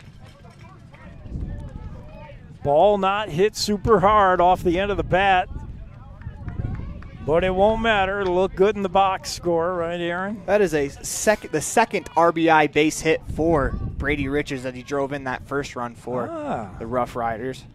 All right, Brady. He gives the Riders their first lead of the afternoon, 3-1. In fact, their first lead of the tournament. Gillette played from behind all last night. They trailed the Jackson Giants 2-0 until a Drew home run tied it. You're absolutely right, though, about tomorrow in the newspaper. That's going to look like a laser. 10 years from now, that's going to look like a, line drive into the gap. It works all the same. So Richards on at first with two big RBIs. Tystad steps in with two out here. Gillette's taking a 3-1 lead over the Cheyenne Hawks. And we wait a few minutes for the throw over to first. You could almost visit the concession stand between pitches for Kerwitz. But I like it. I mean, it doesn't give you a lot of, for a batter, it just kind of freezes you in that box for a long time. It lulls you to sleep. Yeah. Especially if you're a guy that lifts his heel on the front foot. And another throw over to first, and the attention attracted by Richards, who's got a pretty big lead over there. And I think the message in the Gillette dugout is we can run on this guy. Richards is going to be gone here on the first pitch to the plate, I think. Big lead. Does he draw a third throw? He does, and he's back. He's also varying his times over to first base. Yeah, Kerwitz does what he can. He realizes he's slow to the plate. He does what he can to give Comrade a chance behind the plate. They're going to pitch out here. Look at Comrade on the outside corner. Yes, a design pitch out, but nothing on. Oh, that's because Richards was running back to the base as the pitch was thrown. Yeah, and Comrade might have tipped that. Richards might have saw him set up so far outside that it was an obvious pitch out and said, I'm not going to run this time, but maybe this time. You're a lot nicer than me. I think he got fooled by the going home. I think Comrade again setting up well outside. Another pitch out, throw down to second, and it was a good enough throw. If it was a good enough throw, they would have had him. But the base stole him. Hit the glove. You got to be able to complete that. You want to, as a shortstop, you're the best infielder. You got to. That's a tough play. Don't get me wrong. Those in-between hops on a throw down, those give middle infielders nightmares. But that's something as you get older and as you get bigger, you're going to see a ton of them. Yeah, you got to get good at it. You'll see a ton of those. And both swing and a miss at that sweeper. But both the shortstop and second baseman have to have that kind of quick glove to handle the short hop throw from the catcher, because Camarade, with the pitch out, was up out of his crouch and had that ball to second in time. Just was not fielded cleanly. Again, the sweeper. This one misses. 3-1 away to Tystad. If your catcher could crow hop and fire down, had plenty of time to do that, and then maybe you could expect perfect throws more often. But with as quick as the catcher has to get rid of the ball, anything by the base is a great throw for a catcher, in my opinion. It is. And as that pitch misses away, that's a walk to Tystad, puts men on first and second. It's a reason why I always harp on the walk being essentially a double, because it's so easy to steal in the American League, because you don't have pitchers that are good at holding runners, at least not great, most of them. You don't have some catchers have great arms, but not all. And then you haven't made the play. You got to make a nice pick at the bag, either the shortstop or second base. So many things have to go right to throw a runner out, and so many things can go wrong. It's a wonder guys are ever thrown out stealing, and only when you get to the pro levels, when you get catchers that are so, got that arm. But at this level, 15, 16, 17-year-olds, you got 18 and 19-year-olds, but they're still young kids. It's tough to throw guys out cleanly. Who can run? It seems like everybody can run like a rabbit. It's not an easy play. If it was an easy play, everybody would be, begging to be a catcher to throw people out stealing bases. It's a hard position. It's not easy. Baseball's not an easy game, and catcher, you can make the argument, is probably the hardest spot on the field. Left-hander Killian steps in, whiffed his last time up. First pitch is low for a ball from Kerwitz. There was a meeting of the minds on the mound. More of a settle-down thing than strategy, I think. Runners take their lead from first and second. 2 outs. Hawks can get out of this here. Throw to second. Little trick play on as the shortstop Crecelius had snuck in behind Richards, but he got back. They call that the daylight play. If there's daylight between your shortstop and the second runner on second, you'd spin and throw. Mm-hmm. It's funky to see the sidearm, though. That pitch misses inside. It's now 2-0 on Killian. One last request from Kerwitz, if he could pick off towards third, because I kind of want to see that one, too. Imagine how funky that looks. I don't know. 2-0 to Loftus, Killian, who likely has the bat glued to his shoulder here until Kerwitz can prove he can throw a strike. And Kerwitz sort of tried to aim that one, missed the outside corner and too low. 3-0 now on on Killian. And I would imagine he's getting the take sign. Runners take their lead. 2 out. Gillette up 3-1 over the Hawks. That pitch inside. And that's what it looks like to all the righties behind you. Killian just got out of the way of it. So he walks on a 4-pitch walk to load the bases, and I'm sure that's not what the meeting was about. Let's walk this guy on 4 pitches, but that was the end result. And that'll bring us to the top of the order, right, with Peters. That's a long way to track that ball laterally from the arm angle to behind the lefty. Peterson 1 for 1 has a chance to open it up here for the Riders as Kerwitz steals the sweeper outside. It was a good patient approach here for Gillette. His last couple batters is Kerwitz is starting to tire a little bit. He has done a fantastic job so far. Yeah. And as eager as you got to be right now, if you're Peterson, that was a nice take. That's inside of the inside corner. Good pitch, 1-1. And yes, you want to be a hero here. You want to do it with the bat, but you also want your pitch. You can afford to be patient with the bases loaded. You know Kerwitz has got to be somewhere around the plate. Taking his time is Peterson. Kerwitz steals 1-1. Swung on, big, healthy cut. And that one's going to go just foul. That would have been a world of trouble. A little skew ball down the right field line. Just behind the first baseman, Frog, who had no chance. Nobody had a chance, but that was barely foul. Not the way Peterson envisioned it off his bat, but that would have done damage. That would have scored a couple, I bet. Still 1-2 now on Peterson. So he's got to not only think about busting this open with something in the gap, but he's got to protect here and can't get fooled on that Kerwitz sweeper, which I think he's going to see. The 1-2 pitch coming. And he ripped that down the left field line, foul. That looked like a curve that Kerwitz hung inside, not where he wanted it. If you got anything slower, if you're Kerwitz, you might want to go to that. Even slower, yeah.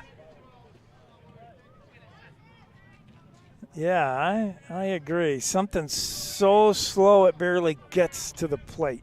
1-2 pitch coming to Richardson with the bases loaded. Swung on, that's hit off the hands. Fly ball, pitcher Kerwitz will help himself out and make the catch. So Gillette makes it a 3-1 game, but it could have been worse. They leave the bases loaded for the second time today as we move along to the Cheyenne Hawks at bat. You're enjoying coverage of the AA State Tournament, American Legion, right here on My Local Radio, courtesy of the good folks at Buckle Up for Life, Wyoming. Dad, I heard that human eyes can distinguish between 1 to 10 million different colors. Is that true? That is true. The human eye is amazing. We use our eyes not only to work and learn, but also to simply enjoy the beauty that surrounds us. At Uinta Eye and Vision, we care about each individual's eye health needs. Whether a person is looking for computer glasses, polarized sunglasses to assist in outdoor hobbies, contact lenses, or has general eye health needs, we are here to listen to our patients' thoughts and concerns to help them enjoy their amazing eyes. Call today to schedule an appointment. 789-3937. With 25 years of successful industry experience, Mountain West Business Solutions looks forward to providing all of our customers with exceptional service, industry-leading technology, and a one-of-a-kind buying experience. Having your office equipped with the right technology makes all the difference in the world. With a lower cost per print, we will supply you with the right technology for the best price. Great people, great products, and great service. Mountain West Business Solutions, 133 Bear River Drive, Evanston. You're invited to come in and visit with the team at Cache Honda Yamaha in Cache Valley today. Our customers are our friends. If you haven't ever been in, stop in today. We'd love to get to know you. If you haven't been in for a while, stop in and let's get caught up. And if you were here yesterday, come back again soon. You always have an open invitation to visit the crew at Cache Honda Yamaha, where our customers are our friends, on US 91 between Logan and Smithfield.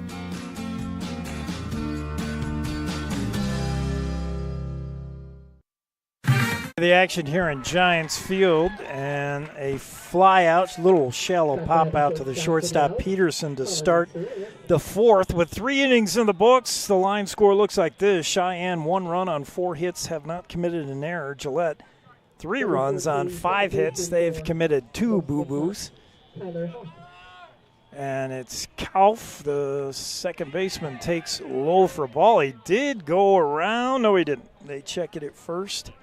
Went a long way, but not all the way. This game for the Hawks, very similar to the one yesterday against the Sixers of Cheyenne, as they kind of hung around. Unfortunately for them, the Sixers busted it wide open at the end.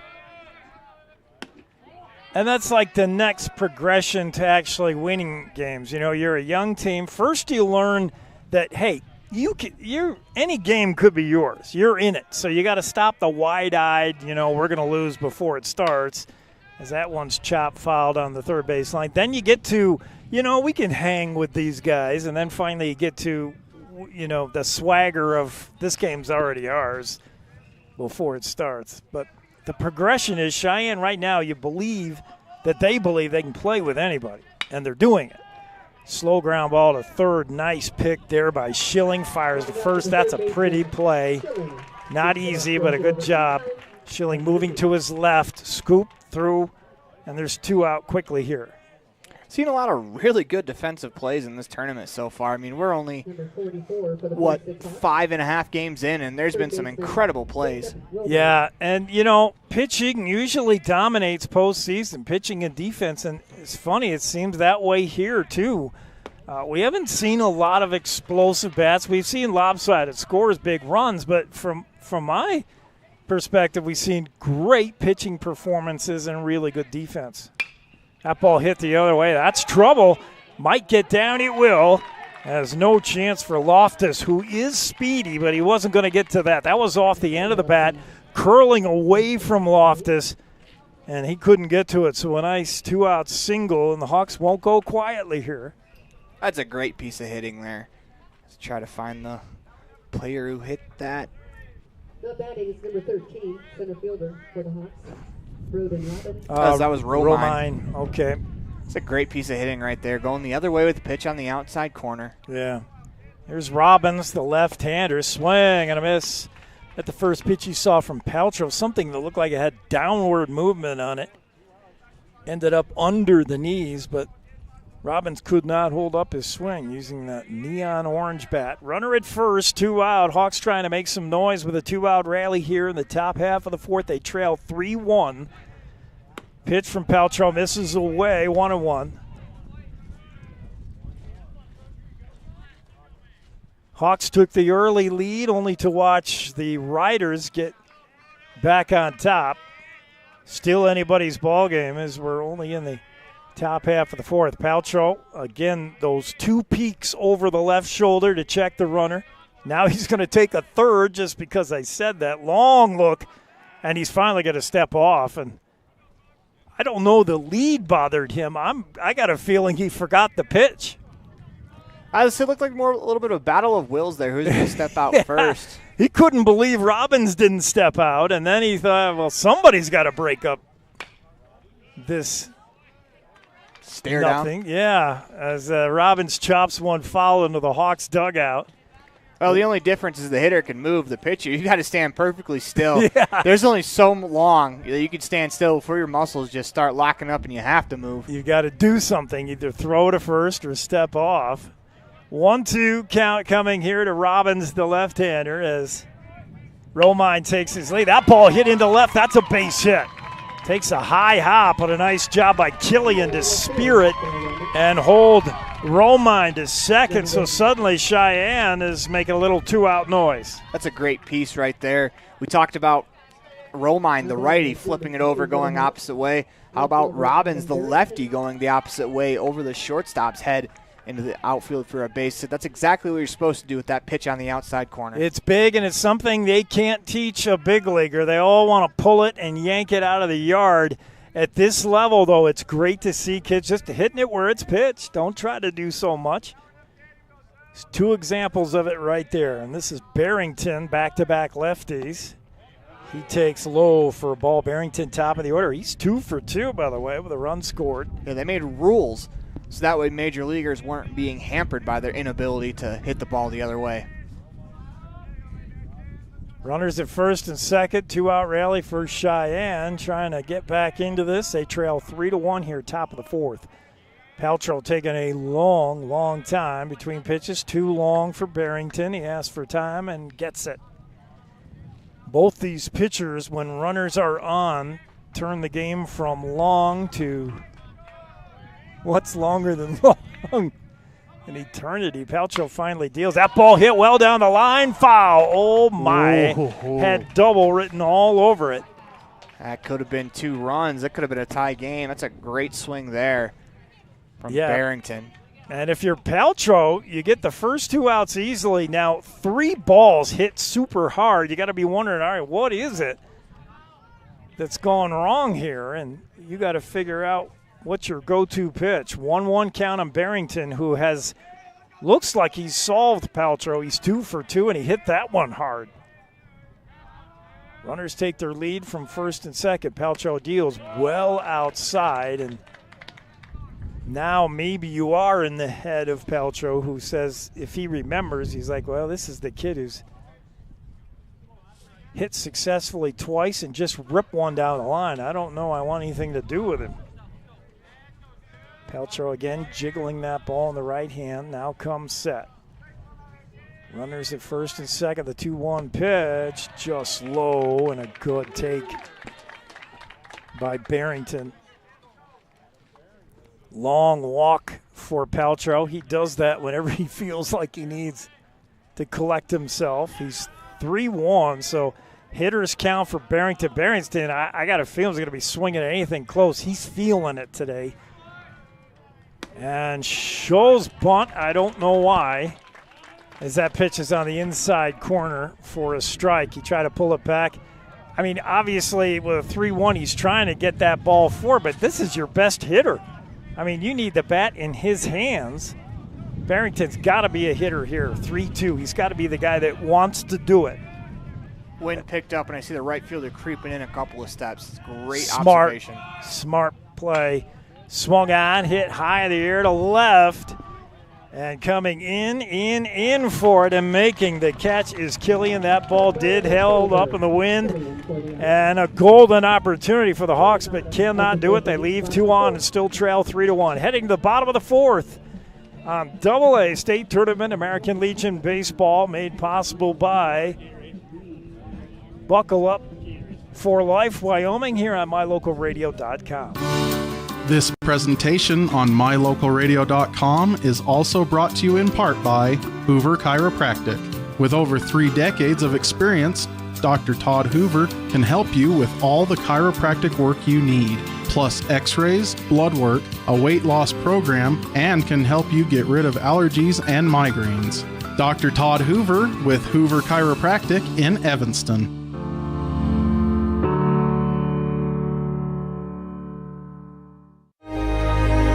Risk takers, adventure seekers, optimists, authentic people with the fire in their belly and greatness in their hearts. You'll find them here, in a place where the spirit of the cowboy lives and thrives. I am a cowboy. I am a cowboy. Soy vaquera. The world needs more cowboys.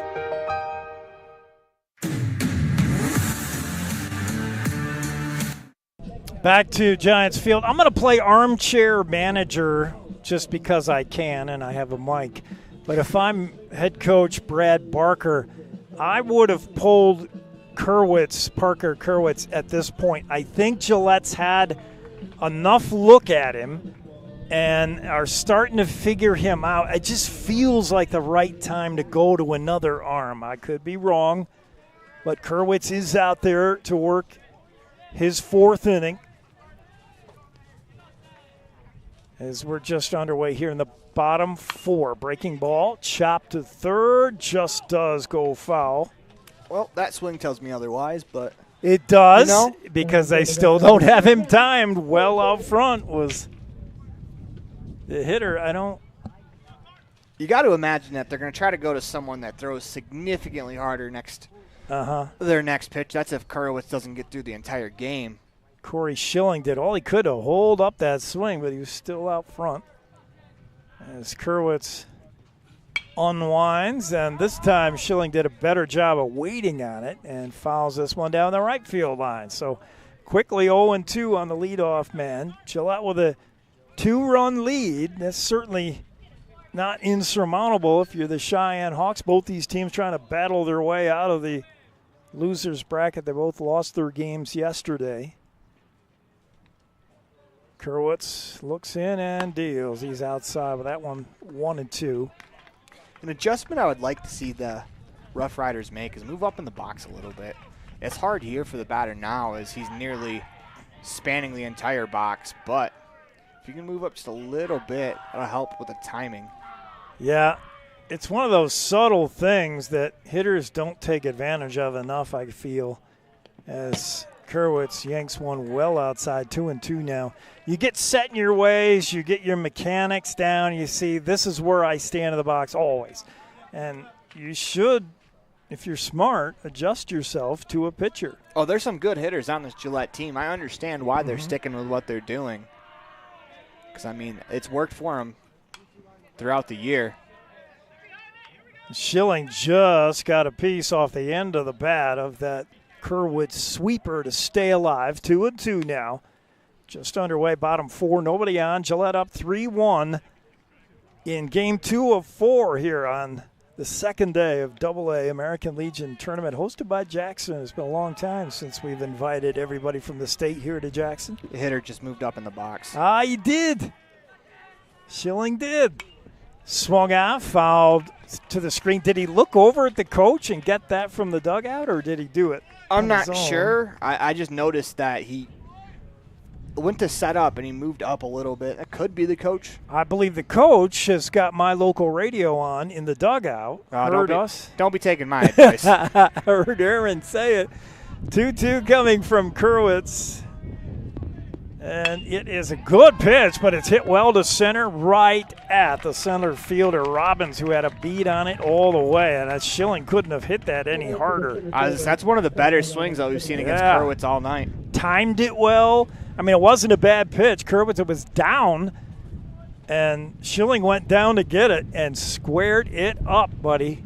Yeah, if you're taking my advice, it's a good way to end up taking that trip back across the state real quickly. Well, with Kerwitz working on the mound, we have plenty of time to dish out advice, go through some anecdotes, do all the filler stuff that announcers do. Kerwitz is a methodical worker. Brings up Mason Drube with that open stance. Swing and a miss. Drube has had a time today trying to hold himself back as he is well out front of that pitch.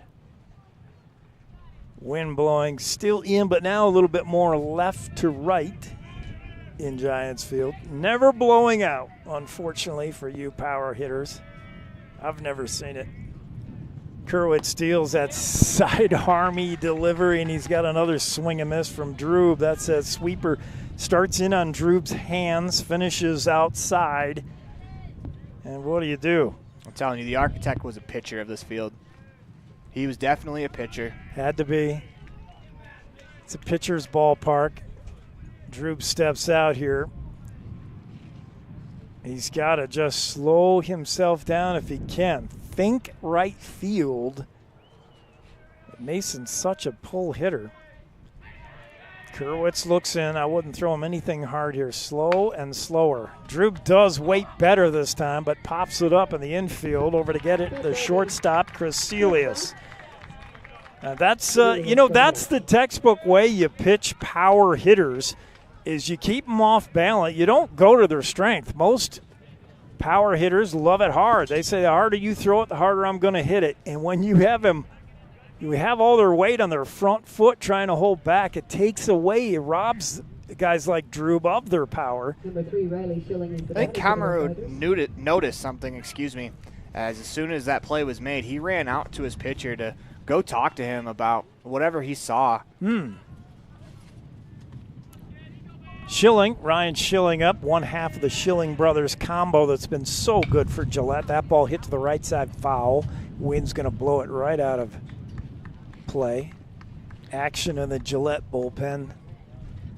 They've been off and on up over there. Haven't seen as much pitch count management today. Day 2, especially in a game like this, losing, you're gone. So you just ride your pitcher if he's pitching well. As that misses just off the outside edge. It's a good take right there. Yeah, as tempting as that side armor's sweet thing is, you got to keep reminding yourself, it looks good now, but is it going to look good at 66 feet? Kerwitz looks in, the 1-1 pitch. Nobody on, 2 out here. And a fastball, a rare fastball right down the middle, and that might have surprised Schilling. I don't think he'll see another one. Back-to-back fastballs from Kerwitz? Can't be.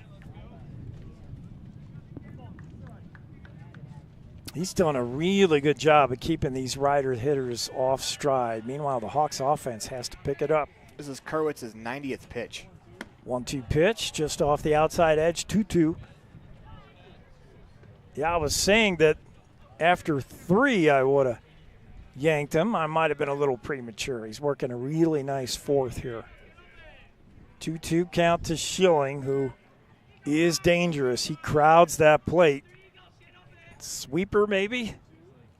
Curveball in on the inside corner. Schilling had given up on it. He's caught looking. And Kerwitz works a 1-2-3 4th after 4 in the books. Still Gillette 3-1 over the Cheyenne Hawks. You're enjoying AA State Tournament American Legion coverage, courtesy of our friends Buckle Up for Life Wyoming on mylocalradio.com. Light up your world with a custom-built LED sign from Rocky Mountain Sign in Evanston. It's a proven fact that signage that lights up creates more attention. So light it up and then add text, images, and video, and your sign becomes even more powerful. Start sharing your advertising messages and information with your customers today. The team at Rocky Mountain Sign provides all types of quality signage that is custom-built and maintained. Call today for a free quote. Rocky Mountain Sign, 307-789-5202. Rocky Mountain Sign, serving customers in Wyoming, Utah, and Idaho. Do you want to further your education? Are you thinking of attending college? You can start now here in Evanston. Western Evanston Outreach provides students with a low-cost alternative to leaving town. Western offers a variety of degrees including nursing, BAS, and our brand new cybersecurity, also offering a variety of certificate programs that can be completed all right here in Evanston. Western Evanston Outreach, we are your local community college.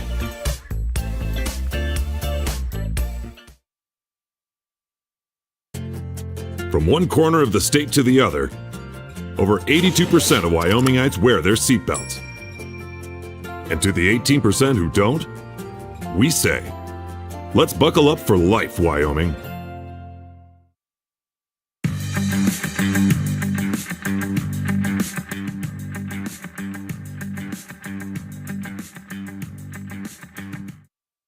This one, I think we're in for an exciting finish. Good ball game here. Both pitchers looking pretty sharp. Gillette has managed a 3-1 lead, but this one far from over as we move to the top of the fifth. Pitching change for the Gillette Riders as Mason Drube will come in from center and take the ball.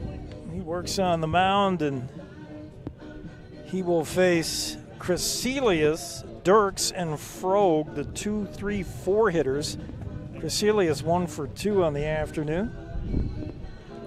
So the Riders are going now with the 9-man lineup as they had a DH. As we will see who came out as Richardson moves from DH to left. Okay. Still have the same infield setup, yes. And then the starting pitcher goes from the mound to the dugout.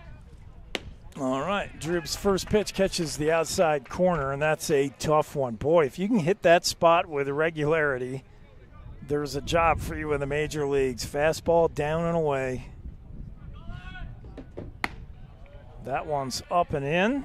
1-1 gives you an indication that maybe Drube cannot hit that spot automatically. It's tough to put it exactly where you want it. 1-1 pitch, swung on, sort of a half-hearted swing by Crecelius. Yeah. It was a nasty breaking ball that just dropped right off the plate. Yeah, and thrown pretty hard at nearly the pace. Tough to pick up and from the fastball. 1-2 coming to Crecelius.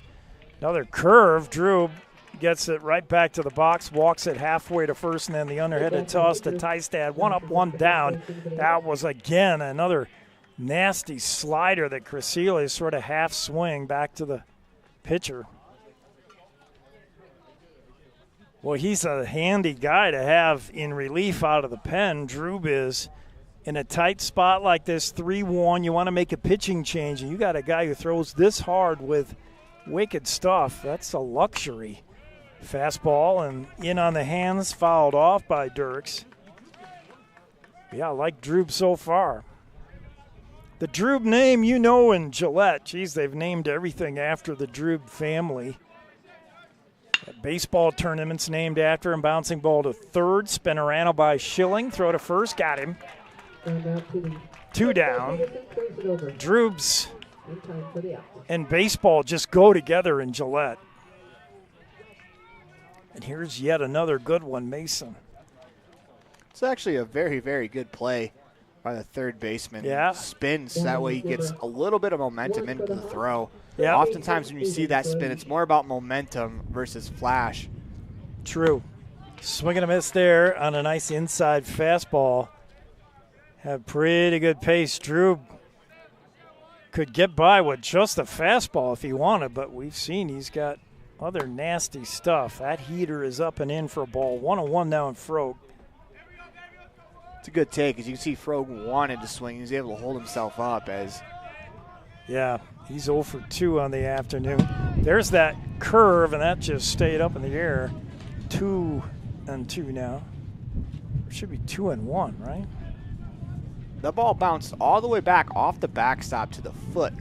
Yeah, and that was a breaking ball. A frog. And that's when we talk about the backstop being short and being careful when you're a runner on third, that's exactly what we mean. Yeah. I think swing and a miss by Fry. Drew throws hard enough to put a hole in this backstop. I hope it's built stout. He might be able to throw a fastball at about head level where the umpire is right now. It might bounce all the way back to him off the net. 2-2 pitch, frog call, strike 3, and an easy 1-2-3 inning for Mason Drew as he walks off, and Gillette picks up their sticks for the bottom of the 5th. Gillette still with a 3-1 lead over Cheyenne here at the AA State Tournament for American Legion Baseball, made possible by Buckle Up for Life Wyoming on mylocalradio.com. Water testing, community enhancement grants, seedling trees and wildflowers, classroom lessons and specialty workshops, composting and conservation of water and soil. The Uintah County Conservation District is here to serve Uintah County residents. Visit our website today, uintahcountycd.com.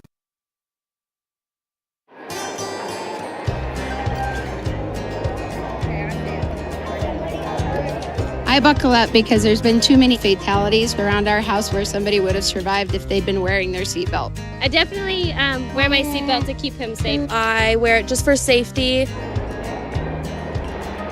I buckle up because my mom makes me. I buckle up to set a good example for my kids and to make sure they stay safe. Getting home safe to my family. I buckle up because it keeps me safe. Go Pokes, buckle up! Buckle up for life, Wyoming.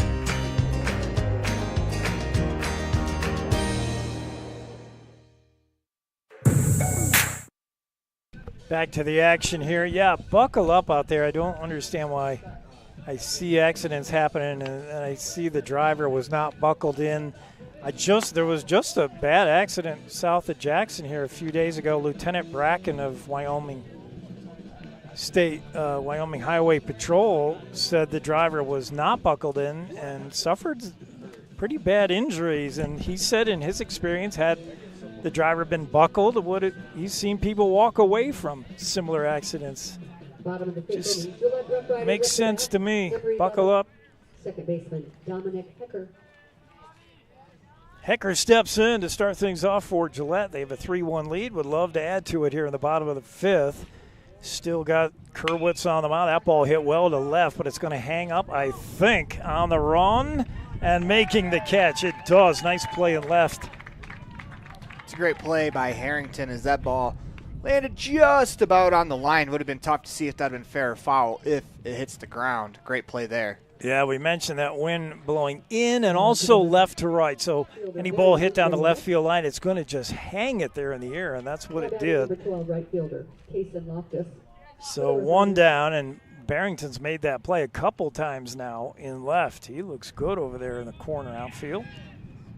Kerwitz, there's a bunt. That's a beauty. Not going to get anybody on this, I don't think. Throw to first? No, but it was close. Good job by Kerwitz to pounce off the mound. He's cat-like, but similar to his pitching, he just doesn't have a fastball to throw to Frog, as his throw to first just a little late to get Loftus, who we know can fly. I love that bunt from Loftus.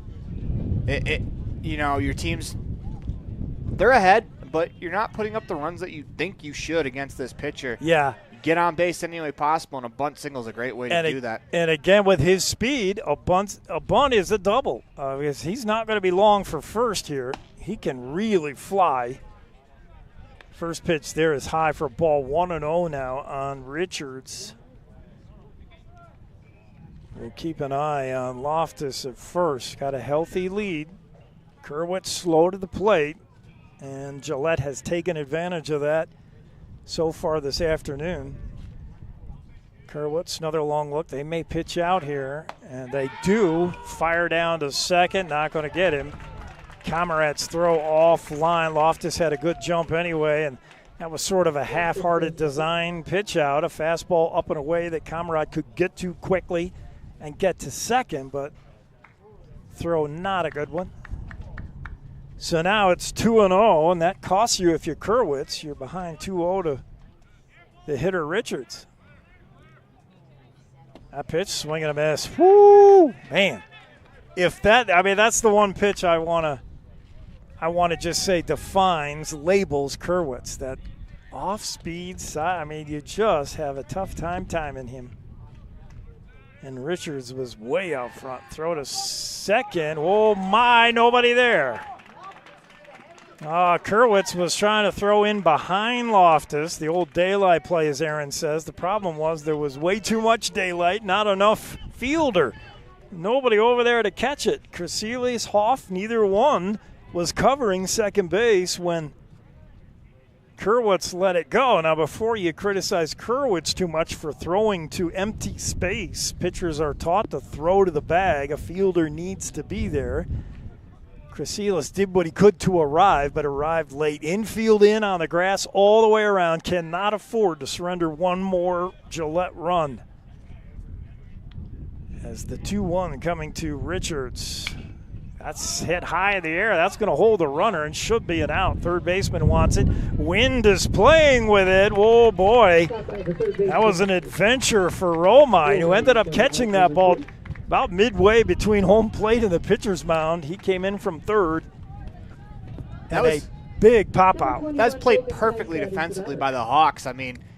You think about a fly ball that went about 10 feet, but that should be the third baseman going to get that, because that is a tough play for the catcher, especially with the wind swirling the ball around like that. Third baseman has the better angle. Now, that ball's moving away from him with the wind, but normally with the spin, it's moving back to a catcher, and it's tough. A pitcher, they just don't have the angle on it. You have the angle from the side, and that was Romine's ball, but he did struggle with it only because of the wind. Now a quick meeting on the mound, Camarade talking things over with Loftus at third, but 2 out. So Tystad's going to have to do something here if he wants to push across an insurance run.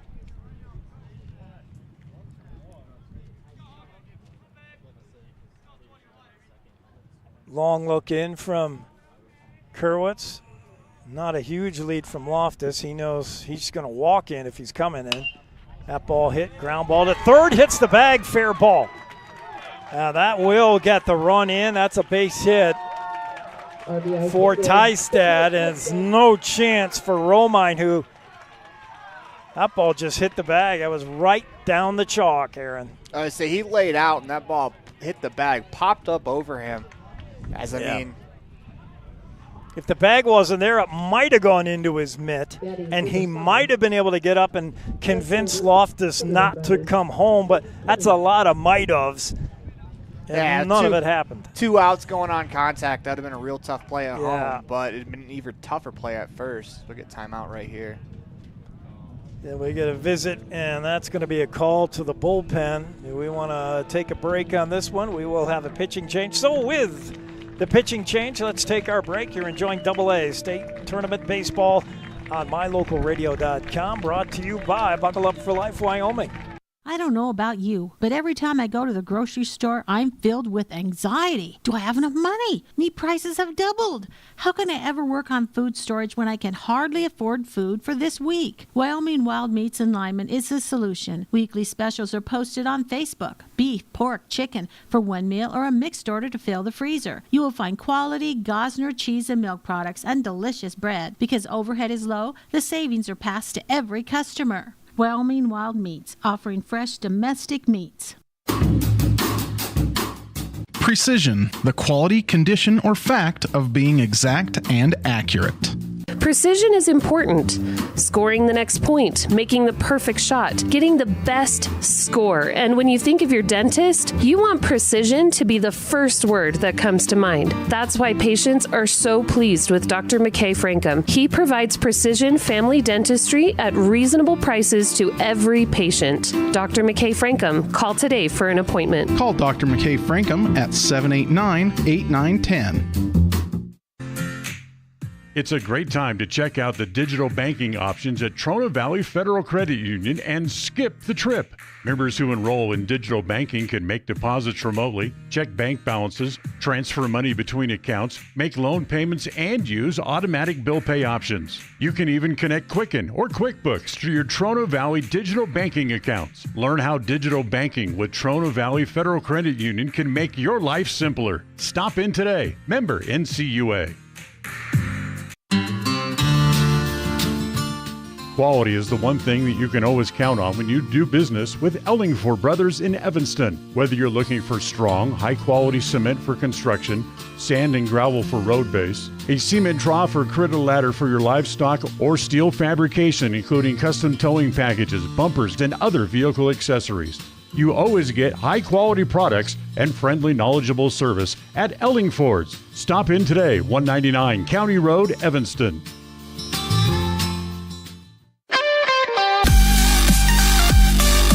With the pitching change, we get Sam Melchior in to do the pitching. I think we saw him yesterday, did we not, Aaron? We did.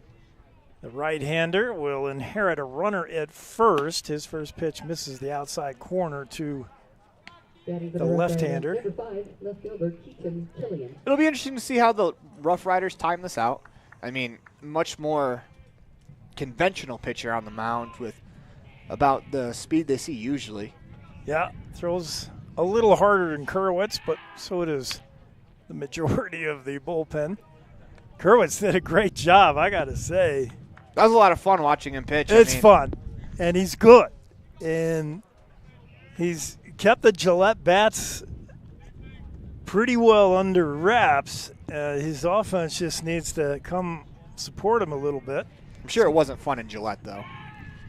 Melchior, long look at first. Now he's going to throw over. Tysted, not a threat to steal, really. Does not have a big lead. Killian at bat, the left-hander. There's 2 out. Gillette has managed to add one here in the 5th to boost that lead to 4-1. Melchior trying to hold the fort and hope his Hawks can find their offense. That pitch, fastball, and that had some pace and pop. 1-1 now on Killian. It's a great pitch on the outside corner right there. Yeah. A little bit of zip on it.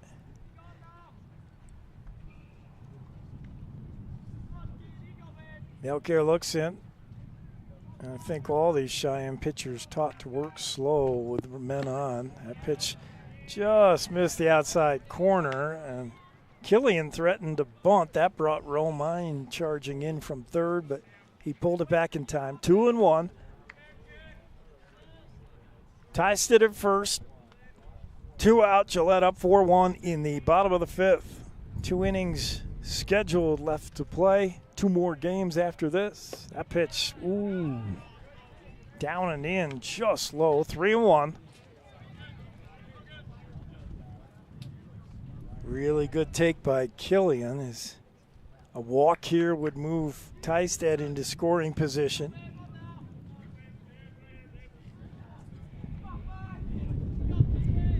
Wind blowing directly in our face again. Ball chopped foul off the left instep, or right instep, rather, of Killian. Ouch, he shakes it off. This is when the manager and your trainer flunky would come running out with that freeze can sprayed on your ankle. Remember that back in the day? I don't even know if they make that stuff anymore. I don't even know what it is. I think they still use it in the World Cup. I mean, World Cup soccer going on, still used pretty heavily in soccer. Okay. 3-2 payoff pitch coming. Swung on, chopped foul. Good job by Killian to keep his hands back. That looked like a breaking ball coming into him. He waited, and then did what he could to spoil it. That's all, though. Waiting for a better pitch. For those that care, tomorrow night, a World Cup finals rematch between U.S. and Netherlands in pool play will be at 7 o'clock Eastern time. 3-2 pitch hit well in the gap. Second baseman got a long way to go. Can't make the play. Hoff.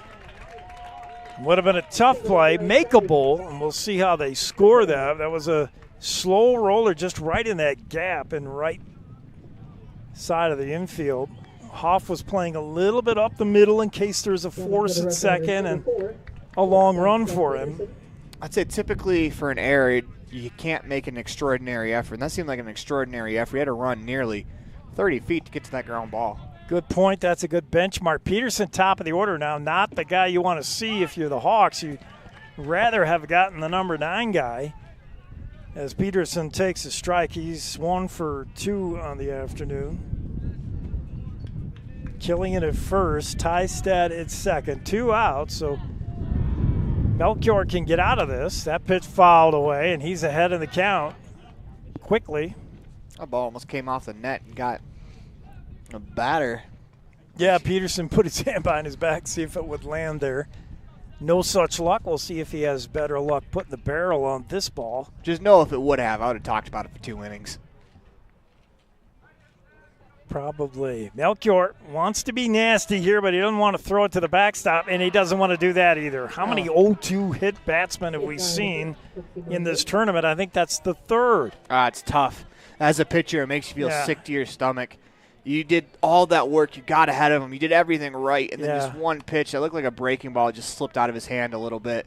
Yeah, again, ahead in the count 0-2. Pitchers, they're going to throw you their junkiest, worst pitch. It's not going to be around the plate, but hopefully it's not going to hit batters or get by your catcher, and that did one of the two.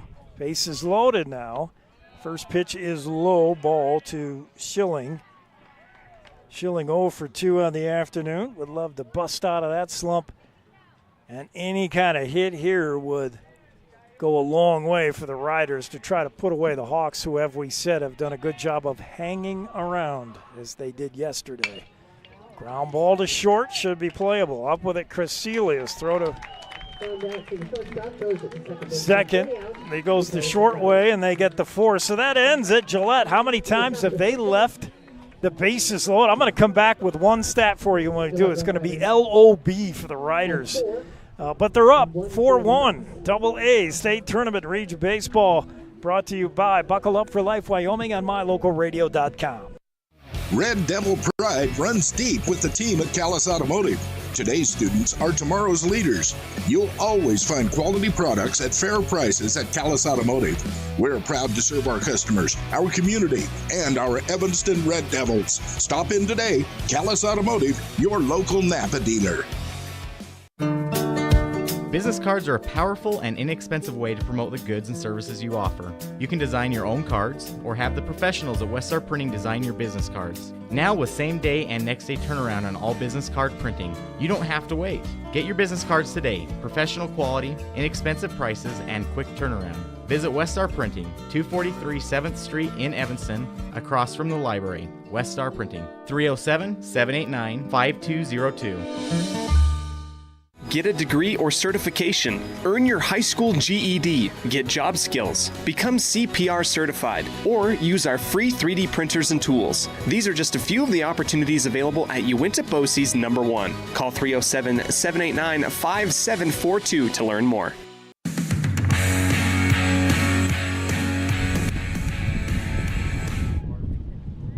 I'm looking for left on base. I don't see that stat. Sounds like something my color guys should be on, but Gillette has left a ton of men stranded. Oh, you said you were coming back with a stat. My bad. I can't find it. I don't think it's up until the game is over. Maybe there has to be math involved that Game Changer computer can't do on the fly. I don't know. I don't see it. First pitch here as we start the 6th inning is ball outside, or strikeout, the outside corner. Another one on that outside corner to Garrett. Mason Drew working quickly, painting the outside corner. Garrett says, give me a minute to get in the box, and now the ump just flat out calls him time to let him get settled. As I say, he came set before the batter even stepped into the box. Yeah, before Garrett even knows what's happening, he's 0-2. Pitch from Drew, swinging a miss. That's just a fastball right down the middle. You talk about 0-2 nasty waste pitches, not so with Drew. He trusted his stuff, went right down Broadway, and Garrett was late on it. Good morning, good afternoon, and good night. 3 pitches, all nasty. One down now. Mason Drew has looked very good in relief. That pitch fouled away. Almost tempting to save him pitch count for later. But, boy, what a great guy to have come off the bench in relief. Are you kidding? A guy who throws this well to hold down the 4-1 lead. Bouncing ball weakly to second. Up with it easily. Throw to first. Nice play by Hecker, and Camarade is retired. 2 down. Second baseman, Hecker. Yeah, this is top half of the inning. 2 outs already in the inning. Drew not wasting very much time as he is attacking the zone. He's got a 3-run lead, and he knows it, and he is being around the plate, he's going to force the Hawks to beat him. Caden Hoff, second baseman, 0 for 2. And Drew, first pitch strike. Boy, he's got it dialed in right now. First pitch fastball on the outside corner. Maybe a breaking ball outside here if he follows his pattern. No, he goes with the number 1, fouled away. And 0-2 again. We'll see if Drew wastes time throwing something naughty or if he just goes right after Hauff. Man, he overthrew it. Left it upstairs with a fastball 1-2. I don't mind that pitch. I mean, ideally, you'd probably want it a little bit lower, maybe at the chin or the eyes. It's a good setup pitch. Hard up. Now you go soft. He does try a curve, and maybe that's why he trusts his fastball. That breaking ball spun out of his hand a little early. 2-2 now. You got to think he's coming back hard if you're guessing along with Caden Hoff. 2-2 count. Nobody on, 2 out. Pitch from Drew. Hard down and in, but too low. And he's running full. Good take by Hoff, who's making Drew work a little. He had way too easy go of it with the first 2 hitters, thinks Hoff. I'm going to make him toil out there a little. We're in the top of the 6th. Cheyenne up 4-1. Woo! Real tight. And Hoff works the walk after down to the count 0-2. Yeah, that last out in this game seems like it's been the toughest one to get for each side, as a couple of 2-out rallies for both teams. The third out in every inning, yes, has been elusive. Although it's come too quickly for the Riders with bases loaded. The third out seems to happen too easy. They've left them loaded at least twice. Drew paints the outside corner again. First pitch, fastball away. And Romine taking. You got a paper fluttering behind the plate, and that bothers Drew. They're going to pick it up. Hauff at second. It's a baseball, even worse. Got to collect that. Really hate to see someone step on it, going to the backstop, or even worse, that ball bounces away from the catcher and they run to the other ball. Drew not really paying too much attention to Hauff at first. Not a big lead, and the pitch is low in the dirt. 1-1 now in Romine. It's a good stop there behind the plate. They didn't do much work with the base runner on, but been very good. They're going to appeal down to the Hall of Famer, Gary Delgado, says he does not go. Drew began at the belt. That pitch high and away with a fastball. 2-1 now on Romine. Trying to work the count, much like Hauff did, who's at first. With the 2-out walk, Hawks going to need more than walks, but base runners are a good thing right now. Somebody's going to have to deliver. Swing and a miss. Romine on the Drew fastball, and you get a feeling Mason has that whenever he wants it. He's a hard thrower. 2-2, 2 out. The pitch, and he threw it too hard. You could just see him fall off, like trying to get too much on that. Well, a tying run standing on the on-deck circle, so if you are Romine, you get on base. Big pitch, yeah. Barrington is up next. Romine has to protect, but it's got to be good.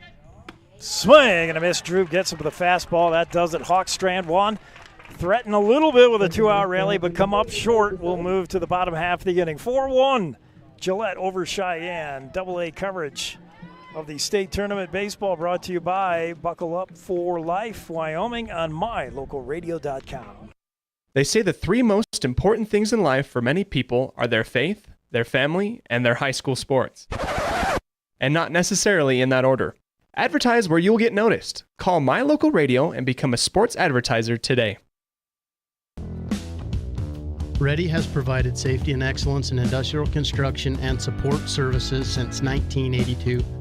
From insulation and scaffolding to paintings and coatings, our crews are standing by to assist with new construction, maintenance projects, facility shutdowns, and more. Contact us today to ensure your assets are protected and functional. Interested in joining our team? Visit ReadyUSA.com. We are ready.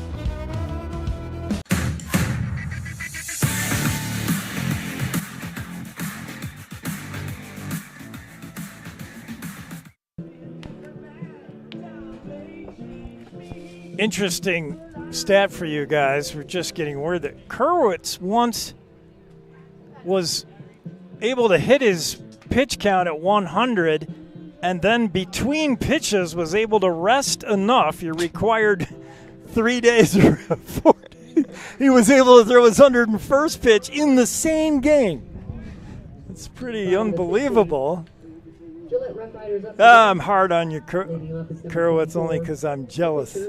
Pitched a great game. 4-1. Hawks have managed to take a 1-run lead in this and have been quiet since. That ball ripped over the third baseman's head. Romine got a little bit of leather on it, but would have been a dun-dun-up if he came up with it, but he didn't. Nearly a web gem, but I mean, for back to Kerwitz, I mean, there's no time limit in the state tournament. I mean, maybe you don't throw him in a tournament where you only have 2 hours to get a game in, but no time limit here. So no, the concession vendors love pitchers like him. A lot of hot dogs sold. So a leadoff single on the first pitch from Melchior has Drube at first. Boy, talk about a dead pull guy, Drube. He takes a good lead at first, and now the pitch is low in the dirt. Gets away from Kamerad, but Drube just wasn't ready to go. Schilling at bat.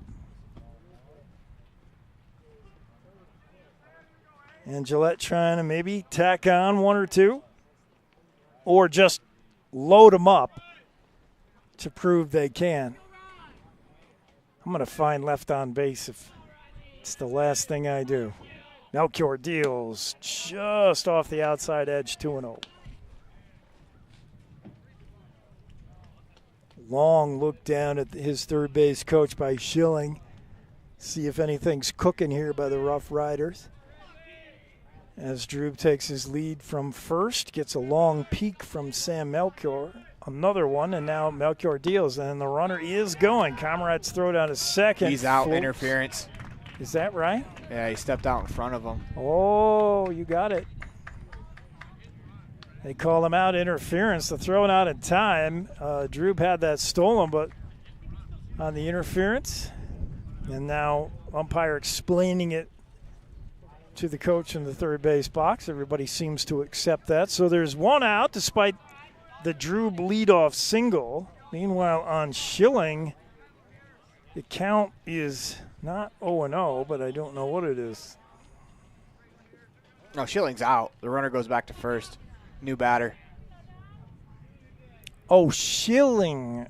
Okay.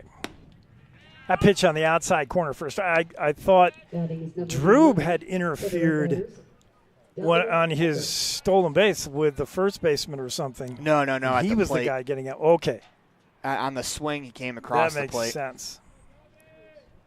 So it's Hecker up now with 0-1 count on him. Drube is off and running again. Comrade throws from his knees, and boy, that was close, but the ball gets away from the shortstop. It's going to allow Drube to cruise into third as it goes out into center field. It was a very good throw. The problem is ball and runner arrived at the same time, and the shortstop, Krasilis, couldn't figure out which one to put a glove on. He got more of Mason Drube than he got of the ball, and it just skipped away into center field. Pretty good throw by Comrade from his knees. Yeah, he's had a couple really good throws. Just unfortunately for him, it hasn't worked out into a caught stealing yet, as I thought he had him right there. All the infielders with their toes on the grass. They're going to try to cut down Drube at home as that pitch called strike on the outside corner. A little bit of a delayed call. 0-2 now on Hecker. There's only 1 out. Drube 90 feet away from tacking on the 5th Gillette run if he can get there. Infield in. Melchior sharply down the left field line. Foul, yes. And that is why you get your lead in foul territory, because that ball hits him in foul territory. It's a dead ball. He's standing in fair territory. He is out. One of the few times getting hit with a ball means you're out. It's not like kickball, only maybe it is once on foul balls. That pitch hit well, but right back to the pitcher. They will come home, and they got Drube in a pickle. Comrade just going to run him down. Oh, I thought he was. Now they're really going to have to figure it out, and Drube tries to leap the tag but does not. Comrade had better speed than Drube, had him run down, but got rid of the ball. Mason Drube, a very acrobatic leap at home for a big guy. He really did a ballerina move. Good base running out of the box, and now he's standing on second base. That's a great job by Drube getting into the rundown and allowing that runner to get into scoring position for the next hitter. Yeah, while all that fun business captured our attention, Hecker gets to second in scoring position with 2 out. He's off at the crack of the bat, so see if he can get home. Great execution by the Hawks, too. Loftus, meanwhile, will step in and deal with Melchior, who is outside with that pitch, 1-0.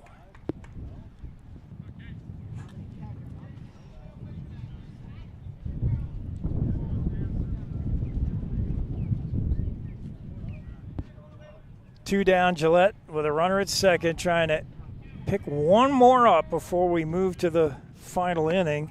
Good pitch by Melchior as he worked an off-speed pitch on the inside corner, 1-1 now on Loftus. Loftus on the afternoon is 1 for 1. He scored 2 of the Gillette 4 runs, scored half their runs. Another curveball. This one sails over the head of Loftus. 2-1 now. Good hitters count right here for Loftus. 1 pitch, 1 spot. Wherever you hit the ball the hardest is where you're looking for that ball. He's got such a good eye, though. It's going to have to be perfect, and that's on the inside corner, and that's a take pitch because you can't really do much with it. Yeah, pitcher spins a 2-1 curveball that is on the inside black. You just kind of live with that because that's not a pitch you really want to swing at 2-1. Tip your cap to the pitcher on that one. Melchior going to try to do it again. 2-2 pitch. High and tight, no. And he's run it full now, and that will allow Hecker at second to get a running start on the pitch. It's a scary pitch after that curveball that starts at you. You get out of the way. It comes back into the zone. Then he throws a fastball that's nearly at you. Pitch hit well to left field. Coming up with it quickly, left fielder. Rounding third is Hecker. Throw home, and he's going to go back to third. And I noticed Hecker did not leave with a 3-2 count. He's got to be running 3-2, 2 out. He was not. And he did not run until contact. That's the reason why he finds himself stuck at third and not at home. Well, there is no runner on first, so if he does walk, they could still be thrown out at third. Well, yeah, that's true. That force is there. But a good play by the left fielder, Barrington, to get on it quickly. We've called his name a few times in left. And his quickness on that ball keeps Gillette off the board as the first pitch there from Melchior to Richards fouled away. Richards 2 for 3 in the afternoon. He's driven in 3 runs as well. I mean, Gillette has not lacked for hits. They have 9 to go with their 4 runs. The problem is they have not got them when they need them most and have left a ton of men on. First and third, runner going. They're going to try that old play again and see if the Hawks fall for it. They do. Run scores, and good job by Loftus to get the Hawks goofing around long enough to plate that run 5-1, and I think Cheyenne just kind of fell for that gaffe. Hook, line, and sinker. We move to the 7th, 6 in the books. Cheyenne trailing 5-1, needs to do something in their final at bat. AA state tournament coverage brought to you by Buckle Up for Life Wyoming on mylocalradio.com. Freeway Tire offers a nationwide service protection plan that covers service parts and labor on select systems, keeping your vehicle on the road. Plus, it includes coverage for towing, lockout service, flat tire changing, fuel, oil, and water delivery service, and jump starts. Knowing that your vehicle is covered at over 50,000 dealer locations nationwide provides that peace of mind wherever you are. Get the details. Visit Freeway Tire and ask about the service protection plan. Freeway Tire, 217 Bear River Drive, Evanston.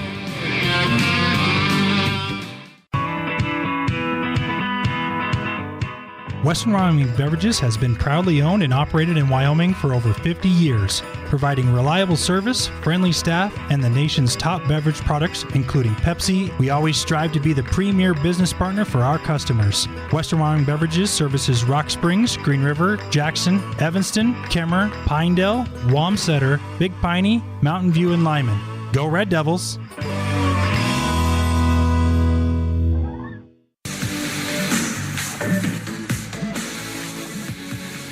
Still out there on the hill to work his third inning. He came in relief of Partlow, who worked 4 innings, 6 hits, 1 run, and struck out 1. Drube has been even better. 2 innings of work. He's walked 1, struck out 3, and would love to nail it down here for the Riders as they send up the left-hander. That's low and in. Who is this? It's Robbins.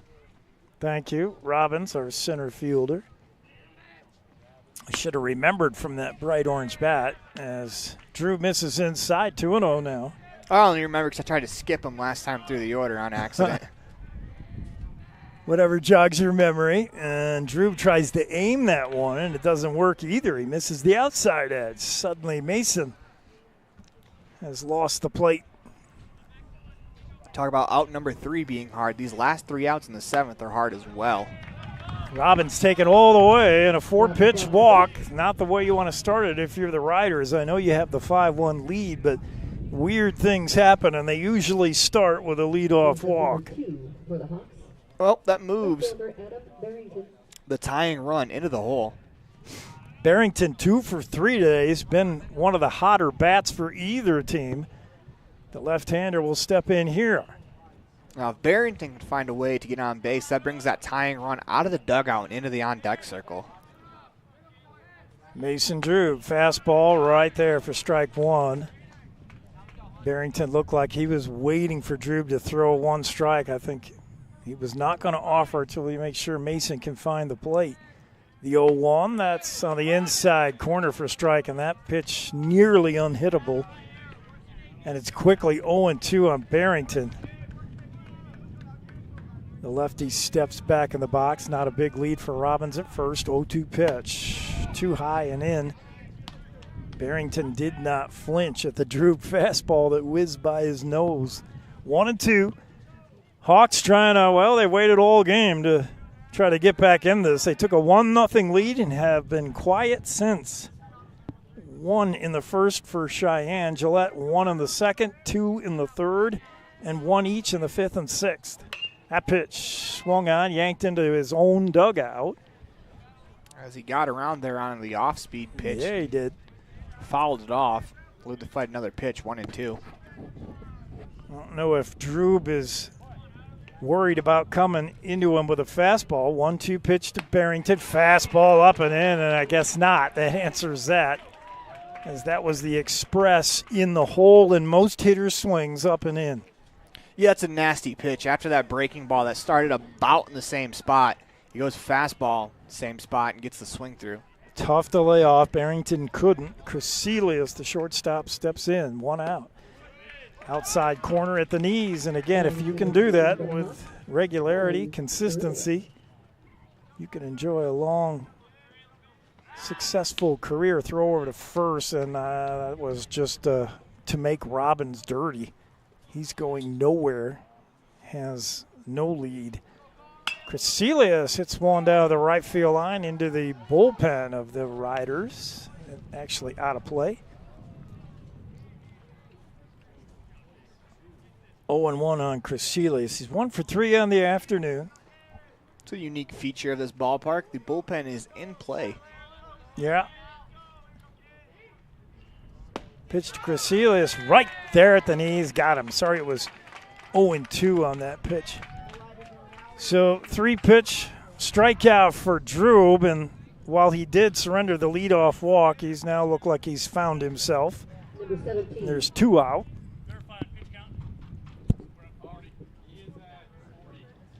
Trying to look at a pitch count for Mason Drube, and word is maybe 40, and they're going to let him go. I think he's got 5 pitches to get this next out. Yeah, I think he does. See if he can do it in 5. Meanwhile, we have a pinch hitter, Ruskinen. His first appearance, the right-hander. And the first pitch from Drube is in there for a strike on the outside corner. He's automatic, Mason, with that first pitch outside corner fastball. Ruskinen started the ballgame yesterday against the Cheyenne Sixers. Ruskinen fouls one down the right side, a little bit late on the fastball, and now Drube has him where he wants him. He could pull a string, just go with another fastball, anything. It's 0-2. What he doesn't want to do is go full. He knows he's got 3 pitches left before he gets yanked.